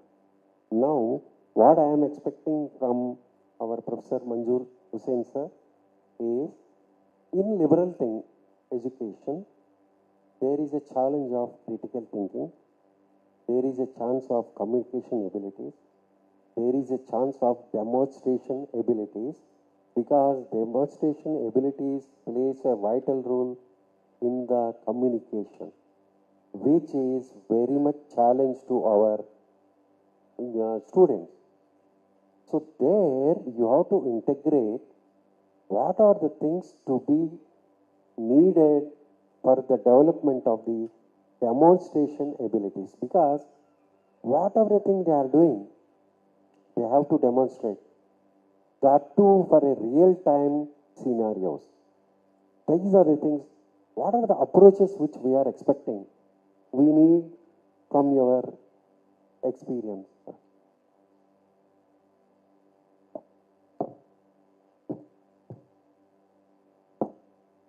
Good evening. Thank you very much for giving me this opportunity to share my experience. I'm connected with this technical education for the past 30 years. In these 30 years, 2 years, I did some educational work outside India. Before answering the question, let me share one or two lines connected with higher education. Today, in admissions, civil, mechanical, electrical, these are the core branches, mother branches, conventional branches. Almost the admissions in these branches are reduced to hardly 10 to 20% of the seats what we were having maybe about 5 years back. Whereas in computer science and computer science related subjects, the admissions are increased maybe 200, 300 times. The only reason is because there is a regular change in the computer science, whereas there is no change in the syllabus of civil, mechanical, electrical and other branches. So what my life taught me is change is must for the growth. If you have a change in your system, if you adapt your system for the changes, what are the required for the present requirements, then only you will grow. So today the computer science is growing because there is a change every day. The changes are so fast. If you don't apply those changes, the branch will not exist. So similarly, the other branches, mother branches, that is civil, mechanical, electrical and other branches, let us find what are the new technologies, what are the new automation, what are the new sensor devices we have to have, and you apply, you change your syllabus, definitely you will have lot of potential in the futures to come. Now coming to the question of our this panel discussion. In technical education, as he said, lot of changes we are observing, and from the curriculum to the application, that is the practical applications, whatever various steps involved, yes, we have to have a lot of skill developments we have to do, lot of challenges we have to face. That is the reason why every couple of years we conduct board of studies meetings. We invite the scholars from the premier institutions. We invite industries, industrial personalities. We invite our own students, those who completed their graduation or the post-graduation or the doctorate from our university, to be a part of the discussion. And we will go for what are the new challenges we have to incorporate in our system. You rightly said, we have to provide the new systems, new equipment, new skill development strategies. After looking into the new education policy, last almost the JNTU has taken 2 years time to prepare for the national education policy. In the phase 1, we have taken faculty development in new education policy. We have conducted lot of faculty development programs. We have taught what are the requirements of new education policy. First of all, we have to understand that policy. When last month when I met Kastura Rangan, who is the architect of new education policy, the document is about more than 600 pages. But everybody, we read hardly 40 to 50 pages and will try to implement. But that is not the original document what we have to look into. But the entire document, if you see, they are talking every classroom ground level requirements. So for understanding this new education policy and making others to understand how to implement it, it has taken 1 year time for JNTU. We have conducted more than 30 to 40 lectures, different ranging from 1 day seminar to 1 week seminars. And phase 1 we have completed, understanding new education policy concepts. Last 6 months back, we have introduced for our first batch, National Education Policy in Technical Education. Before implementing, we had one meeting with all the vice chancellors from technical universities throughout the India. We invited 48 vice chancellors from 40 different technological universities in India. We had a 3-day discussion on national education policy application to technical education. After that, we have finalized our document. Now, the first batch of national education policy system is being implemented and already the curriculum is in use. Just I'll tell you only in one line, the entire education policy is to design a degree of requirement. Any student can design his own degree. As a mechanical engineer, I can design my own degree. My major is mechanical engineering. If at all I want to have only manufacturing, I'll study what are the manufacturing automations required in software, what are the manufacturing automations required in electronics, what are the manufacturing automations required in sensor technology. These courses I will take, I'll become a mechanical engineer with a manufacturing as my special area. That we are calling it as your major specialization and minor specialization. Your major specialization is manufacturing and your minor specialization is maybe it is electronics, it may be a computer science, it may be a data structures, it may be a cyber security related to your area. So now a student is able to design his own degree. National education policy for higher education, in particular for technical education, is you can design your own degree. A mechanical student can design his own degree. A computer science student can design his own degree. Designing own degree means what are the streams he is interested, what is his area of interest. I can select that stream of subjects. From first year, second year, third year and fourth year, I can select the subjects of other departments. That is a multidisciplinary approach, and I can design my own degree. So in a university, we have all the departments. Suppose if I am interested in having a subject in material science selection, materials, I can select a subject from the metallurgy department. I can attend the classes there. Those credits are transferred to my regular program and I will get a degree with my requirements, my line of action, my specialization, what I have in my mind. So national education policy over a period of time going to give the flexibility to the students to have a subject of his choice, specializations of his interest with a major and minor degree. So these are the changes we have done. Apart from this, the major the flexibility we have given to the student is at the end of second year or at the end of third year in a 4-year degree program, he can take a break of 1 year. He can go to any company or any organization or any R&D department. There he can learn or he can earn, he can come back and he can continue his studies. So these are the two major flexibilities we have added. To begin with national education policy, presently we are working on these lines. I think the students, they need a lot of information regarding national education policy before they take the decisions.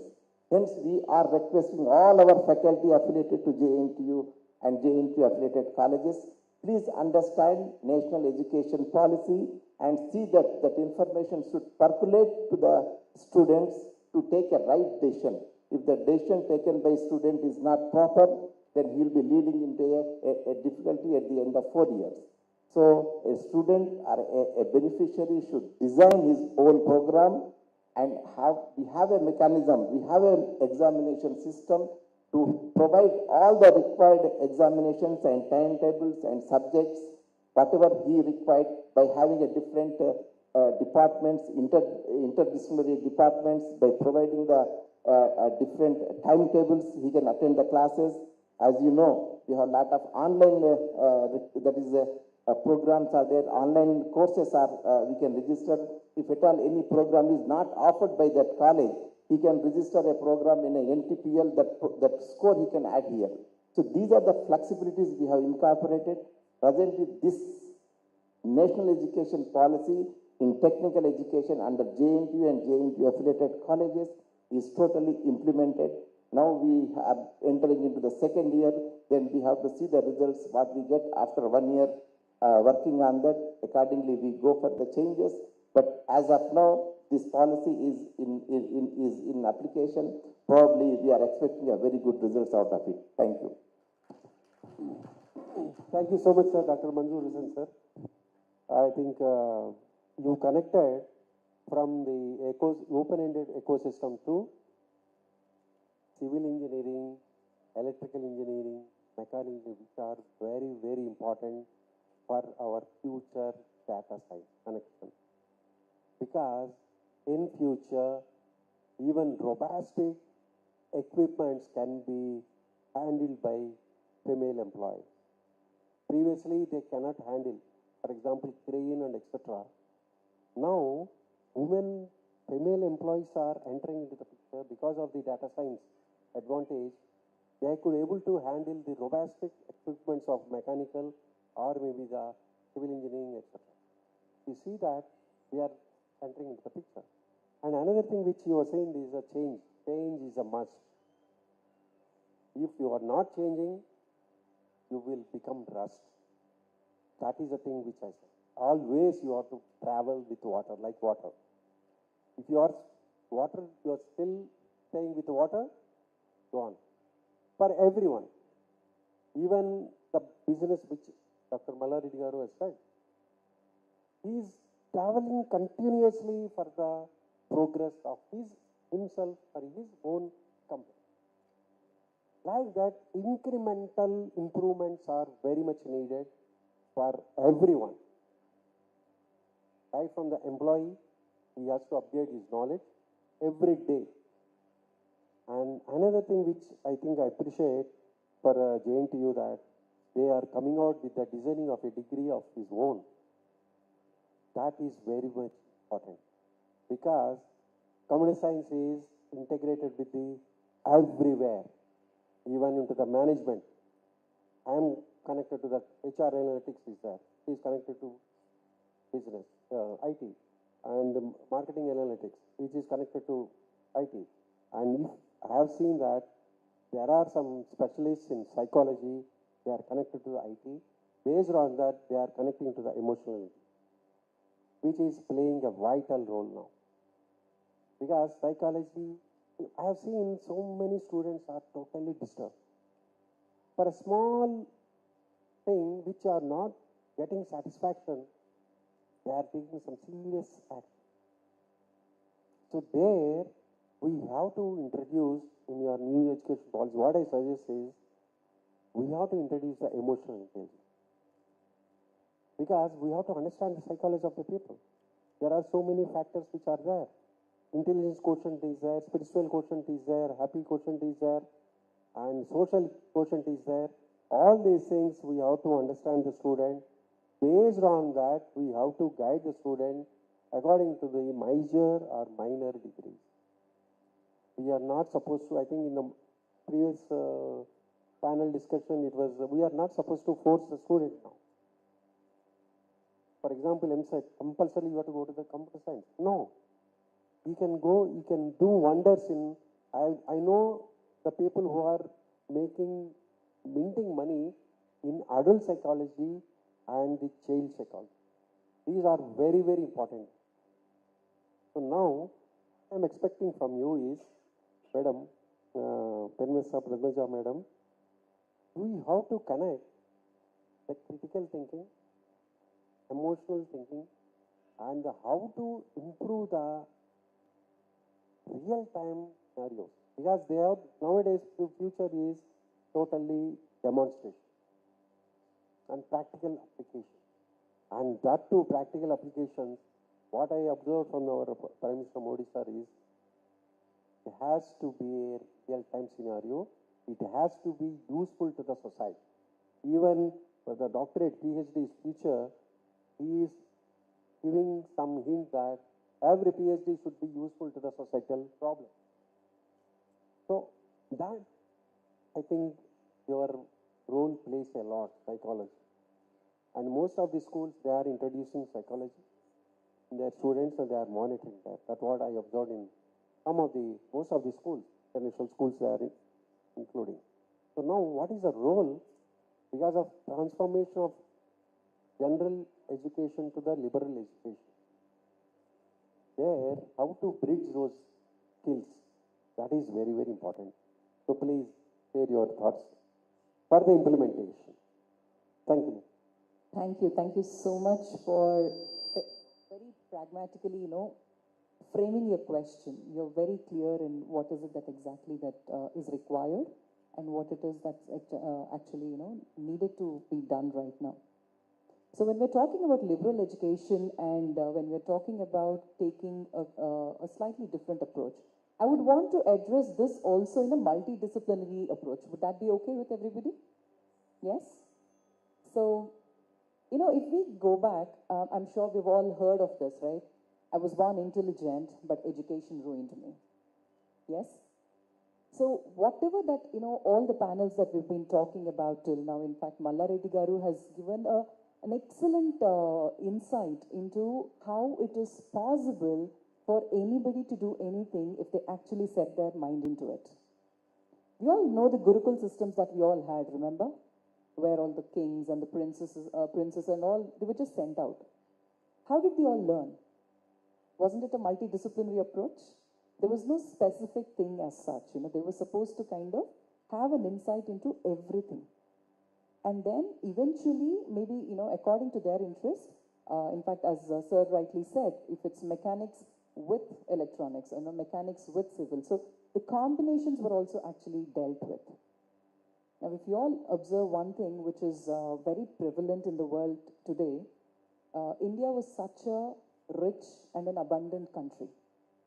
And after colonization and everything, when everything started westernizing, now starting from farming to everything, we hear about organic foods coming back. Yes? Didn't we all have organic foods before?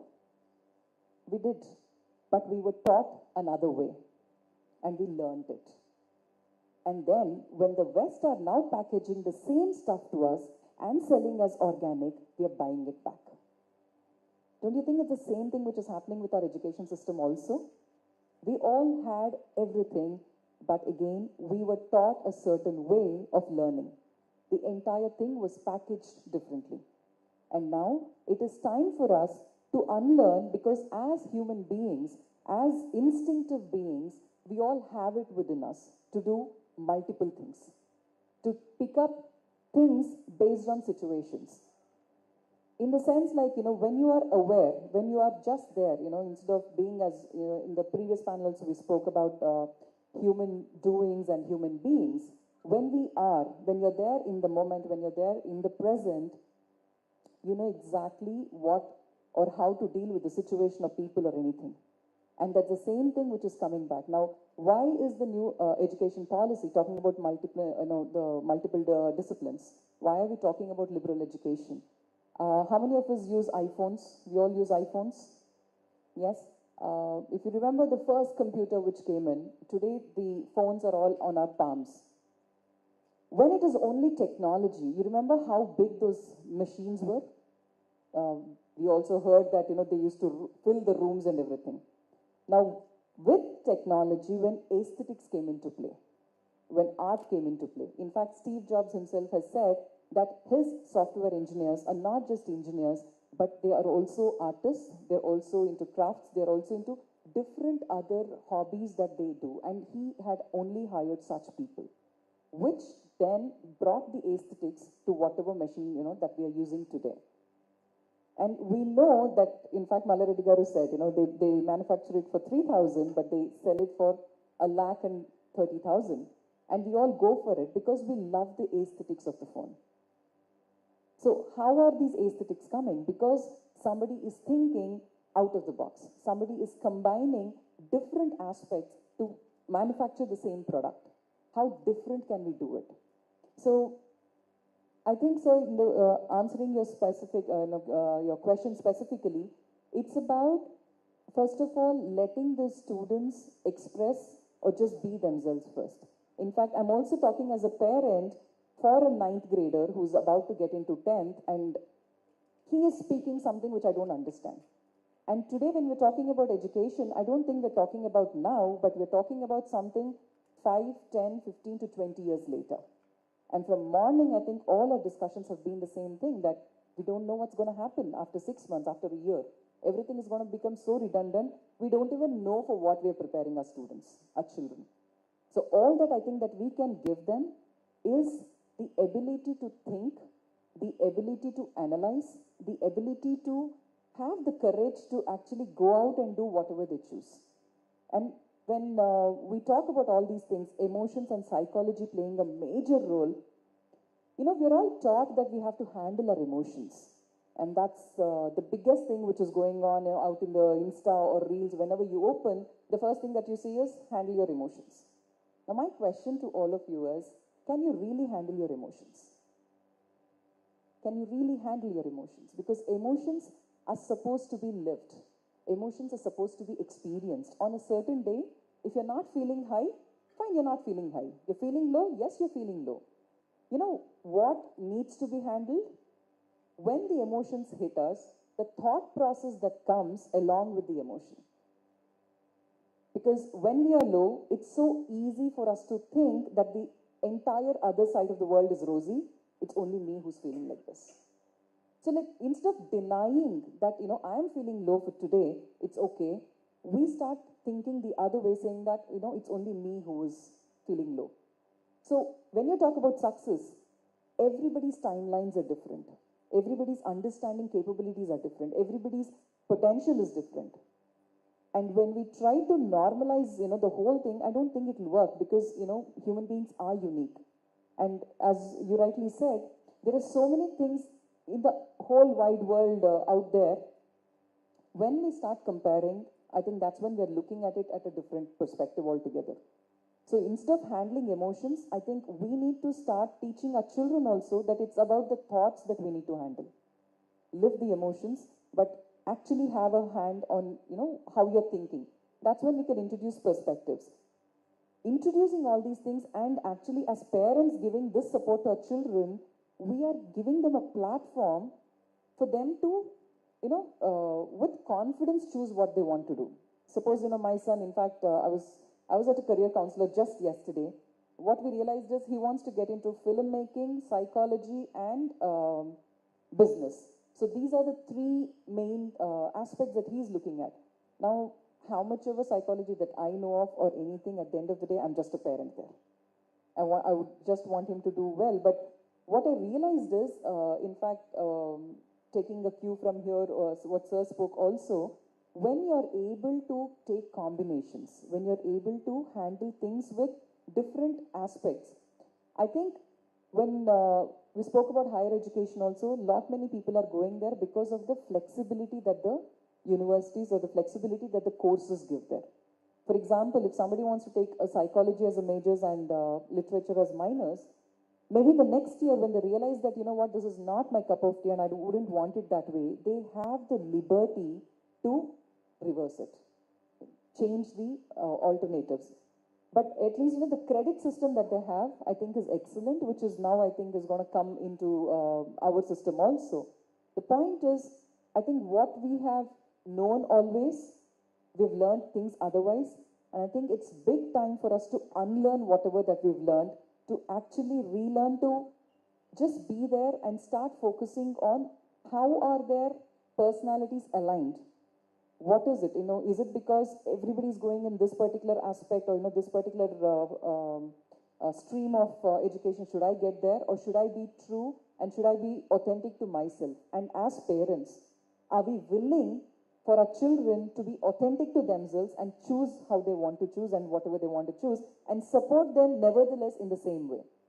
So I think handling our thoughts there and bringing in the fact that, everything is going to change, because change is the only constant thing that's going to be there. So the ability to adapt, if we can give them. And when we talk about multidisciplinary education and liberal thinking, empathy and being open, if we can bring these two, because most of the times what we see is a specialist education somewhere brings in some sort of arrogance, some sort of ego also. That's also there. So if we can start being open and understanding that we are actually a part of the bigger system, and then I think, it gives us a kind of an approach that we can be more tolerant and more inclusive. Thank you so much, Padmaja Madam. Now, I think I am thankful to all the speakers. Now, I think we connected from open of Saras Chandra, and then you closed with open. Good. That's a good journey. And in between, that is, I think, new initiative of JNTU has given an opportunity of major and minor, where the student can think on his own, and he can do that. And another thing which I said is, empathy is going to vanish. Okay? Compassionate is going to down. That is very, very important. Because when you are taking the consideration of the compassionate, you will be thinking about the students' feelings also. Because you connected to the emotion. The emotions which plays a lot about the respective student feeling. There, you have to take, ignoring the empathy, what I feel, dominate the compassion. So thank you a lot for having a very good discussion regarding the liberal education and also the challenges in the approach. So thank you so much. And any questions from audience? Any questions from audience? At least one or two. Yeah, please.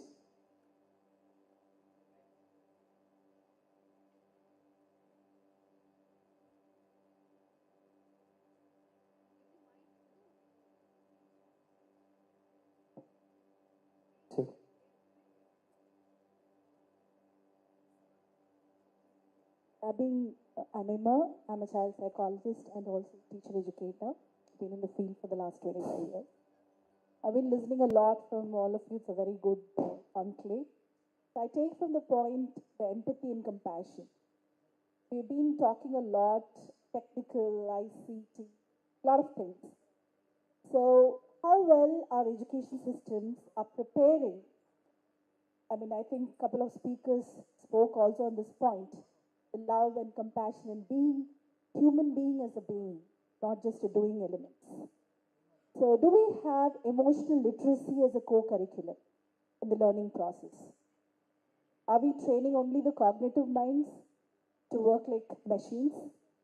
Are we training the heart also? It's not just the mind and hands. It is also heart and being a human being. So how well we do it?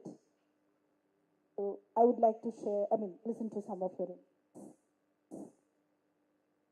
I think from the school level, starting from life skills to everything, there are so many aspects which students are being taught. And we also spoke about community programs that all colleges and schools are coming out with, because even if this the student has to go abroad or anything, there are certain credits that they're going to get in terms of the community programs and what is it that they're doing apart from their own studies. So yes, I think, there are a lot of avenues which are open. There are different training programs which are being, brought into the classroom itself. And Yeah, definitely it's there. So would you want to add to that? Yeah. Madam, one more thing. Some of the engineering colleges, they have introduced the emotional intelligence workshops. There, in the first year only, the students, they are identifying who is having the original intelligence, who is having the, what you call social intelligence, who is having the spiritual intelligence, and who are having, they are not in a position to manage the emotions. And the persons who are not managing the emotions are very much dangerous because they can take serious action, anything. So for them, what they are doing is they are giving a separate training to the respective students, and before that, they are conducting a training to the faculty. For an emotional intelligence guy, he is having around more than 80. What type of training? If he is having a less than 20. And where he is having a domination. So based on that balancing, some of the engineering colleges are training, and so that the main objective of this new liberal education is everyone is intelligent. That's why they are given a full freedom to the student. They are understanding the feelings of the student. They are not forcing, please understand. No, there is a minor, let them decide. And based on that, they can excel in future. Maybe you may not be seeing the results within 1 or 2 years, as Dr. Manju Hussain sir said. By 2030, you will see rapid change in our Indian educational system. Right from the beginning, that's what school level onwards, psychology or emotional intelligence are introduced. Thank Hope you. I clarified your Yes, doubt. but I would like to strongly recommend here the educationist here. One of the important persons should be in every school, should be a school psychologist, Yes. a counselor. Even in engineering very, college, very madam. important, even in the colleges. Yeah. Because the mental health, we could see a spike of student suicide Correct, rates correct. in a lot of social welfare schools, even in IIT. It's very important to give, like, the child is not prepared only for their cognitive development, for his academic success, in quotes, but it's life success, to be resilient. So, like I quote again J.P. Prakash, what he said in the morning, to be resilient, to face the failure, to take lessons from the failure. That's very, very important. And the role of school counselor plays a key role there. Thank Yeah. you so much Madam. for acknowledging that, because in fact they just read out also setting up the first ever emotional wellness space here in Hyderabad. I am seeing so many schools and colleges who approach saying that we want this particular thing. So Correct. we have different programs where we train counselors, though they are trained psychologists and everything. How you approach a student, how you approach a particular case or a situation is very different again. So of course, yeah. Another thing, what we have to closely monitor is understanding the student feelings. At the same time, understand the faculty feelings also. We have to give respect to the faculty who is handling the different behaviors of the students. That is a challenge. So, emotional intelligence workshop should be conducted to the faculty and also the continuously, right from the, as Madam said, from school level on. Both the things. Because the faculty are totally handling the different behaviors of the students. And we cannot compare with them. Yes, today's students. Thank you, dear So that is panelists. important. Thank you, madam. Thank you very much for your time. Charachandra sir, last question to you before you go. Would you like to collaborate with our schools if we say that we give you a space and we are in touch with your butterfly fields? I remember the days when butterfly fields were in my classrooms. Would you be interested in setting up some learning laboratories like that? Yeah, we'll do that, madam. Emotional intelligence workshops. Thank you, sir. We'll do that. Good one. Thank you. Thank you, dear panelists. May I now request Chairman, sir, please felicitate the guests. Yeah. That's the last panel session. You can keep your hands clapping. It'll warm you up.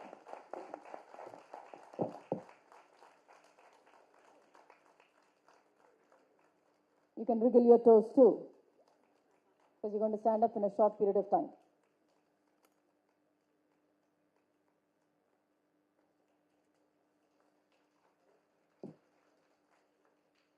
Madam, just one, I had a discussion with Dr.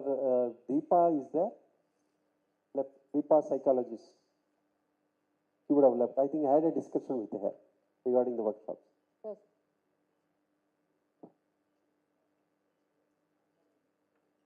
And Nivedita is there? Nivedita? Yes, I had a discussion with Nivedita. Sorry, I called your wrong name. Huh?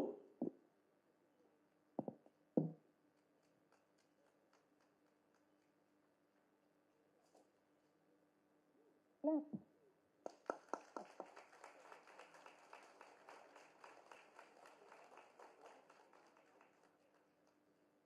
Thank you so much, dear panelists, once again for such an incredibly enriching session.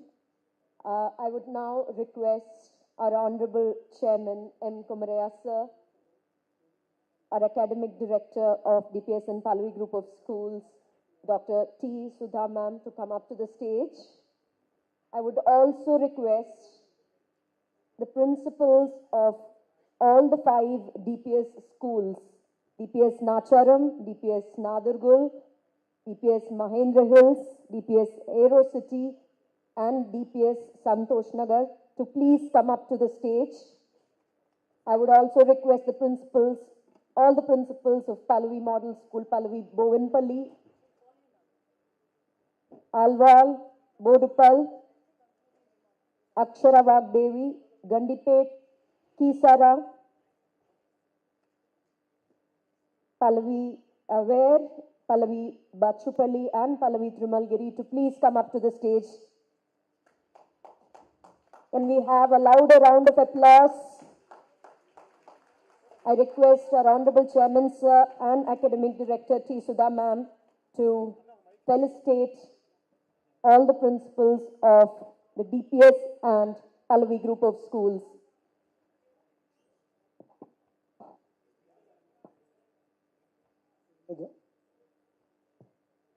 I request Gauri Venkatesh ma'am to kindly come up to the stage in place of Sunita Rao ma'am.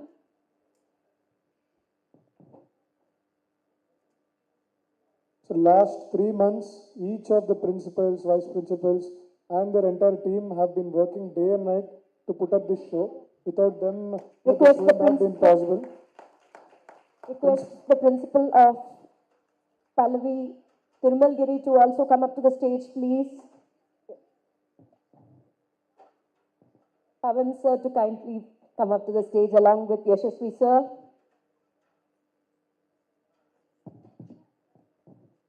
Sushil sir. May I also request Mr. Rafi to come up to the stage.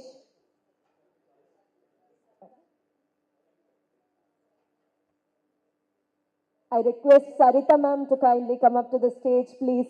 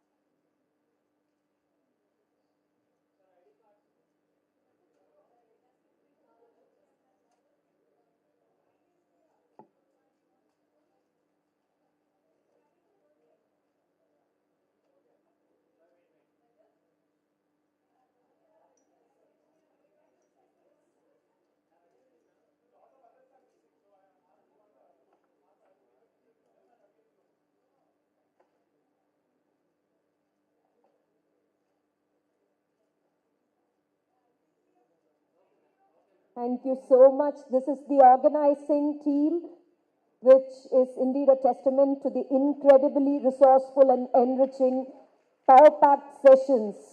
Let's have another round of applause.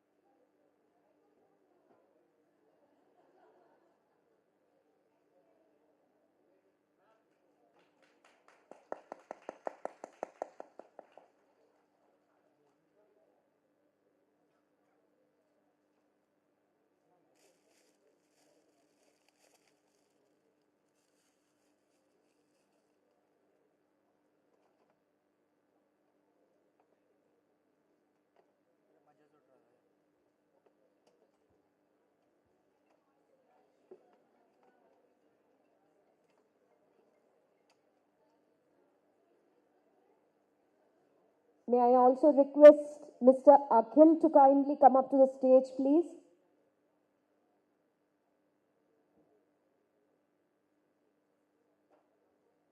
To receive a token of affection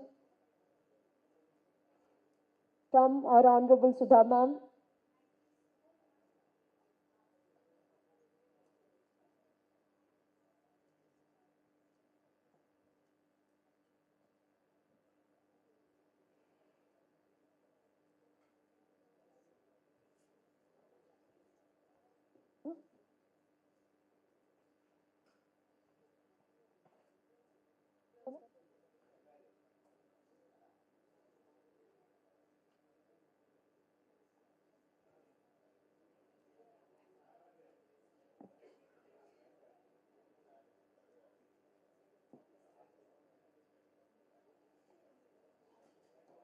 As always, like I said yesterday, giving the concluding remarks seems to be the toughest job in the world. But on that note, let me first congratulate the team of Delhi Public Schools, Pallavi Group of Schools, the team Metamorphosis, which was there with us for the two-day Hyderabad Today Conclave. It is not easy to envision an international conference, bring in people from outside, connect to each other, and draw the conference to a success. On that note, I congratulate Sudha Ma'am, the academic director, who started dreaming about this maybe 2 or 3 months ago. And then there were countable meetings that she had with all of us. Talking of Malareddy sir, who is 70, may I now, ma'am, can I also speak about your age?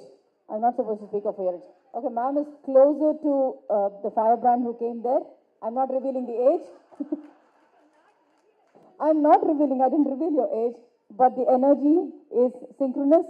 She also stands true. The number of Zoom meetings she had with us, the number of times she told us how to proceed, all these things did come to a culmination today when we successfully hosted the two-day international conference.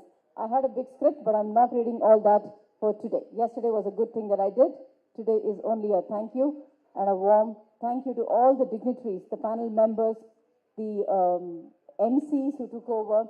Special thanks to the Metamorphosis team again and again. I'm telling you, it's not easy organizing it along with the educators.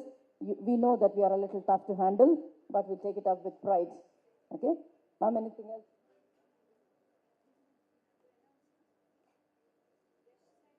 Mr. Pavan on the stage along with Yashasvi, please.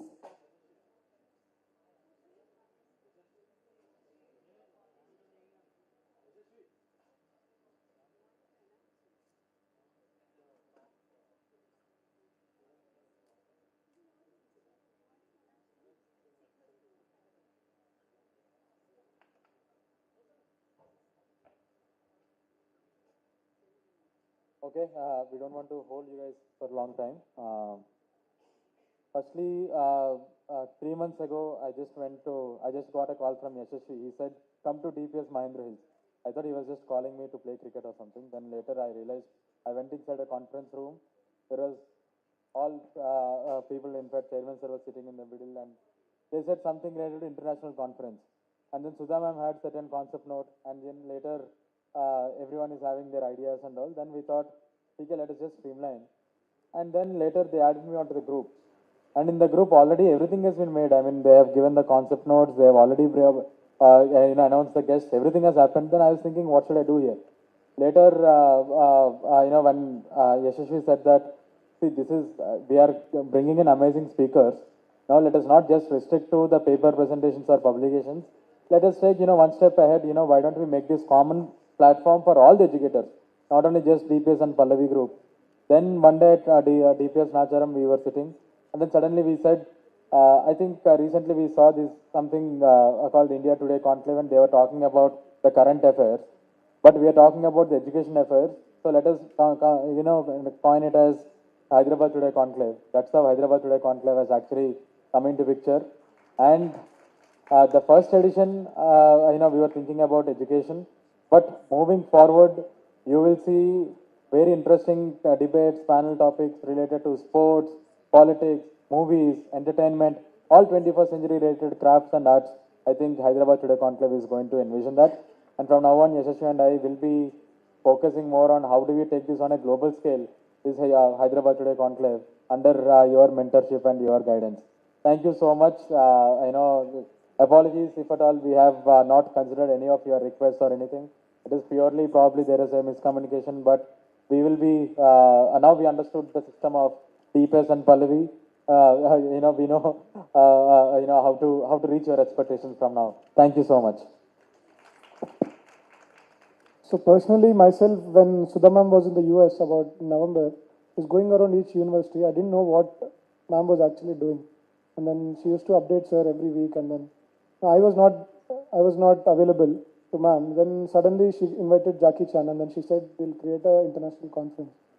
Then I thought, okay, fine, what is this? Okay, then that is when I met Pawan, so I said, we can do something like this in ISB. But later on, even from the starting, I always wanted to create a platform where, we can bring in some good people, and then students and our educators, teachers can always see them and get some source of inspiration. That is what I've always wanting to create, be it in schools, in events. I was always against calling politicians. I always wanted to call IAS officers, and then, some people who run MNCs, like, a few people we have today, and all of that. Because when people, parents or teachers or, students look up to them, they should see and learn something from them. That is what I've always thought.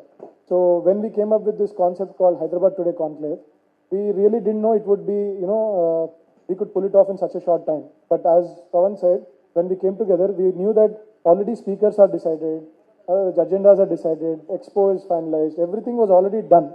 What we could only do is put everything together, brand it, saying Hyderabad Today Conclave, and then, arrange all the logistics and the social media, everything. That is what we did. But going forward, as Pawan said, be it sports, we are already creating some. Day before yesterday, one of our students has played for India. She has represented the Indian women's tennis team. The same way, there is a student with the name Sandhya Gora, who's an auto driver's child. She's going to play for India in the next 2-3 years. And she's in DPS Nacharam. Same way, there are a few other people. Two of our students They're from Bidar and some parts of Adilabad. They are studying in DPS Nacharam for free. Their food, their accommodation, everything is taken care of. They started playing badminton in DPS, and now they are World Badminton Federation ranked players. 335 is their rank. There are two of them. So what we thought is all of this is there. We all know about it, but not everyone know about it. If I'm a parent, if I hear this story, then I would definitely make my kid be a part of something like this. So this is a platform that we all have created. Congrats to all of you. Same way, we should always encourage talent, be it in, as Ron said, movies, be it in culture, be it in sustainability, be it in sports, everything possible, so that we can also create a holistic environment for learning in all our group of schools. Once again, thank you. We are coming up with 2.0 also, definitely, because Hyderabad is a place where the world is coming here. We want to show the Hyderabad model as well as we want to create a platform, as I said.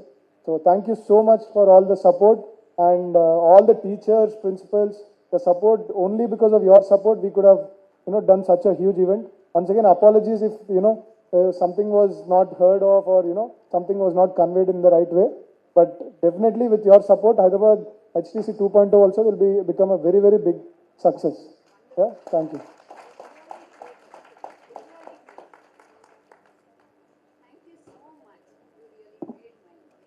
Thank you so much, Yashasvi sir. Thank you so much. All's well that ends well.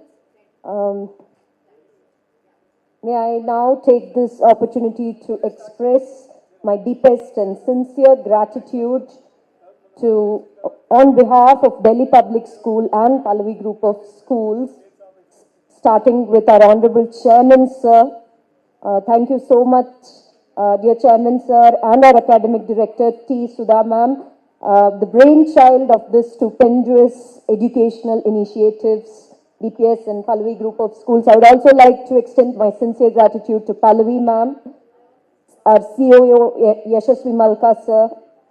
I would also like to thank all the principals of Pallavi Model School and DPS schools for taking your valuable time and being able to spend here with us, to spare your valuable time and share all your insights with us. I would also take this opportunity to thank all the dignitaries, all the distinguished dignitaries, delegates, teachers, panel members, once again principals and students, parents, whoever was able to spare their time and be a part of the 2-day resourceful and enriching session. I would like to, again, I would be failing in my duties if I forget to mention Sunita Rao ma'am, Principal, Senior Principal and Deputy Director, RR DPS Nacharam, who has been instrumental in creating a format of the conclave and has been instrumental in bringing the most eminent speakers and panelists as well as moderators. On the same line, I would like to acknowledge each and every principal of Delhi Public School and Pallavi Group of Schools. Thank you so much to all the technical team. I would also like to thank Sarita ma'am for her unending, unwavering support. Thank you so much to all the members, all the supporting staff, all the supporting team. Thank you once again. Have a nice day.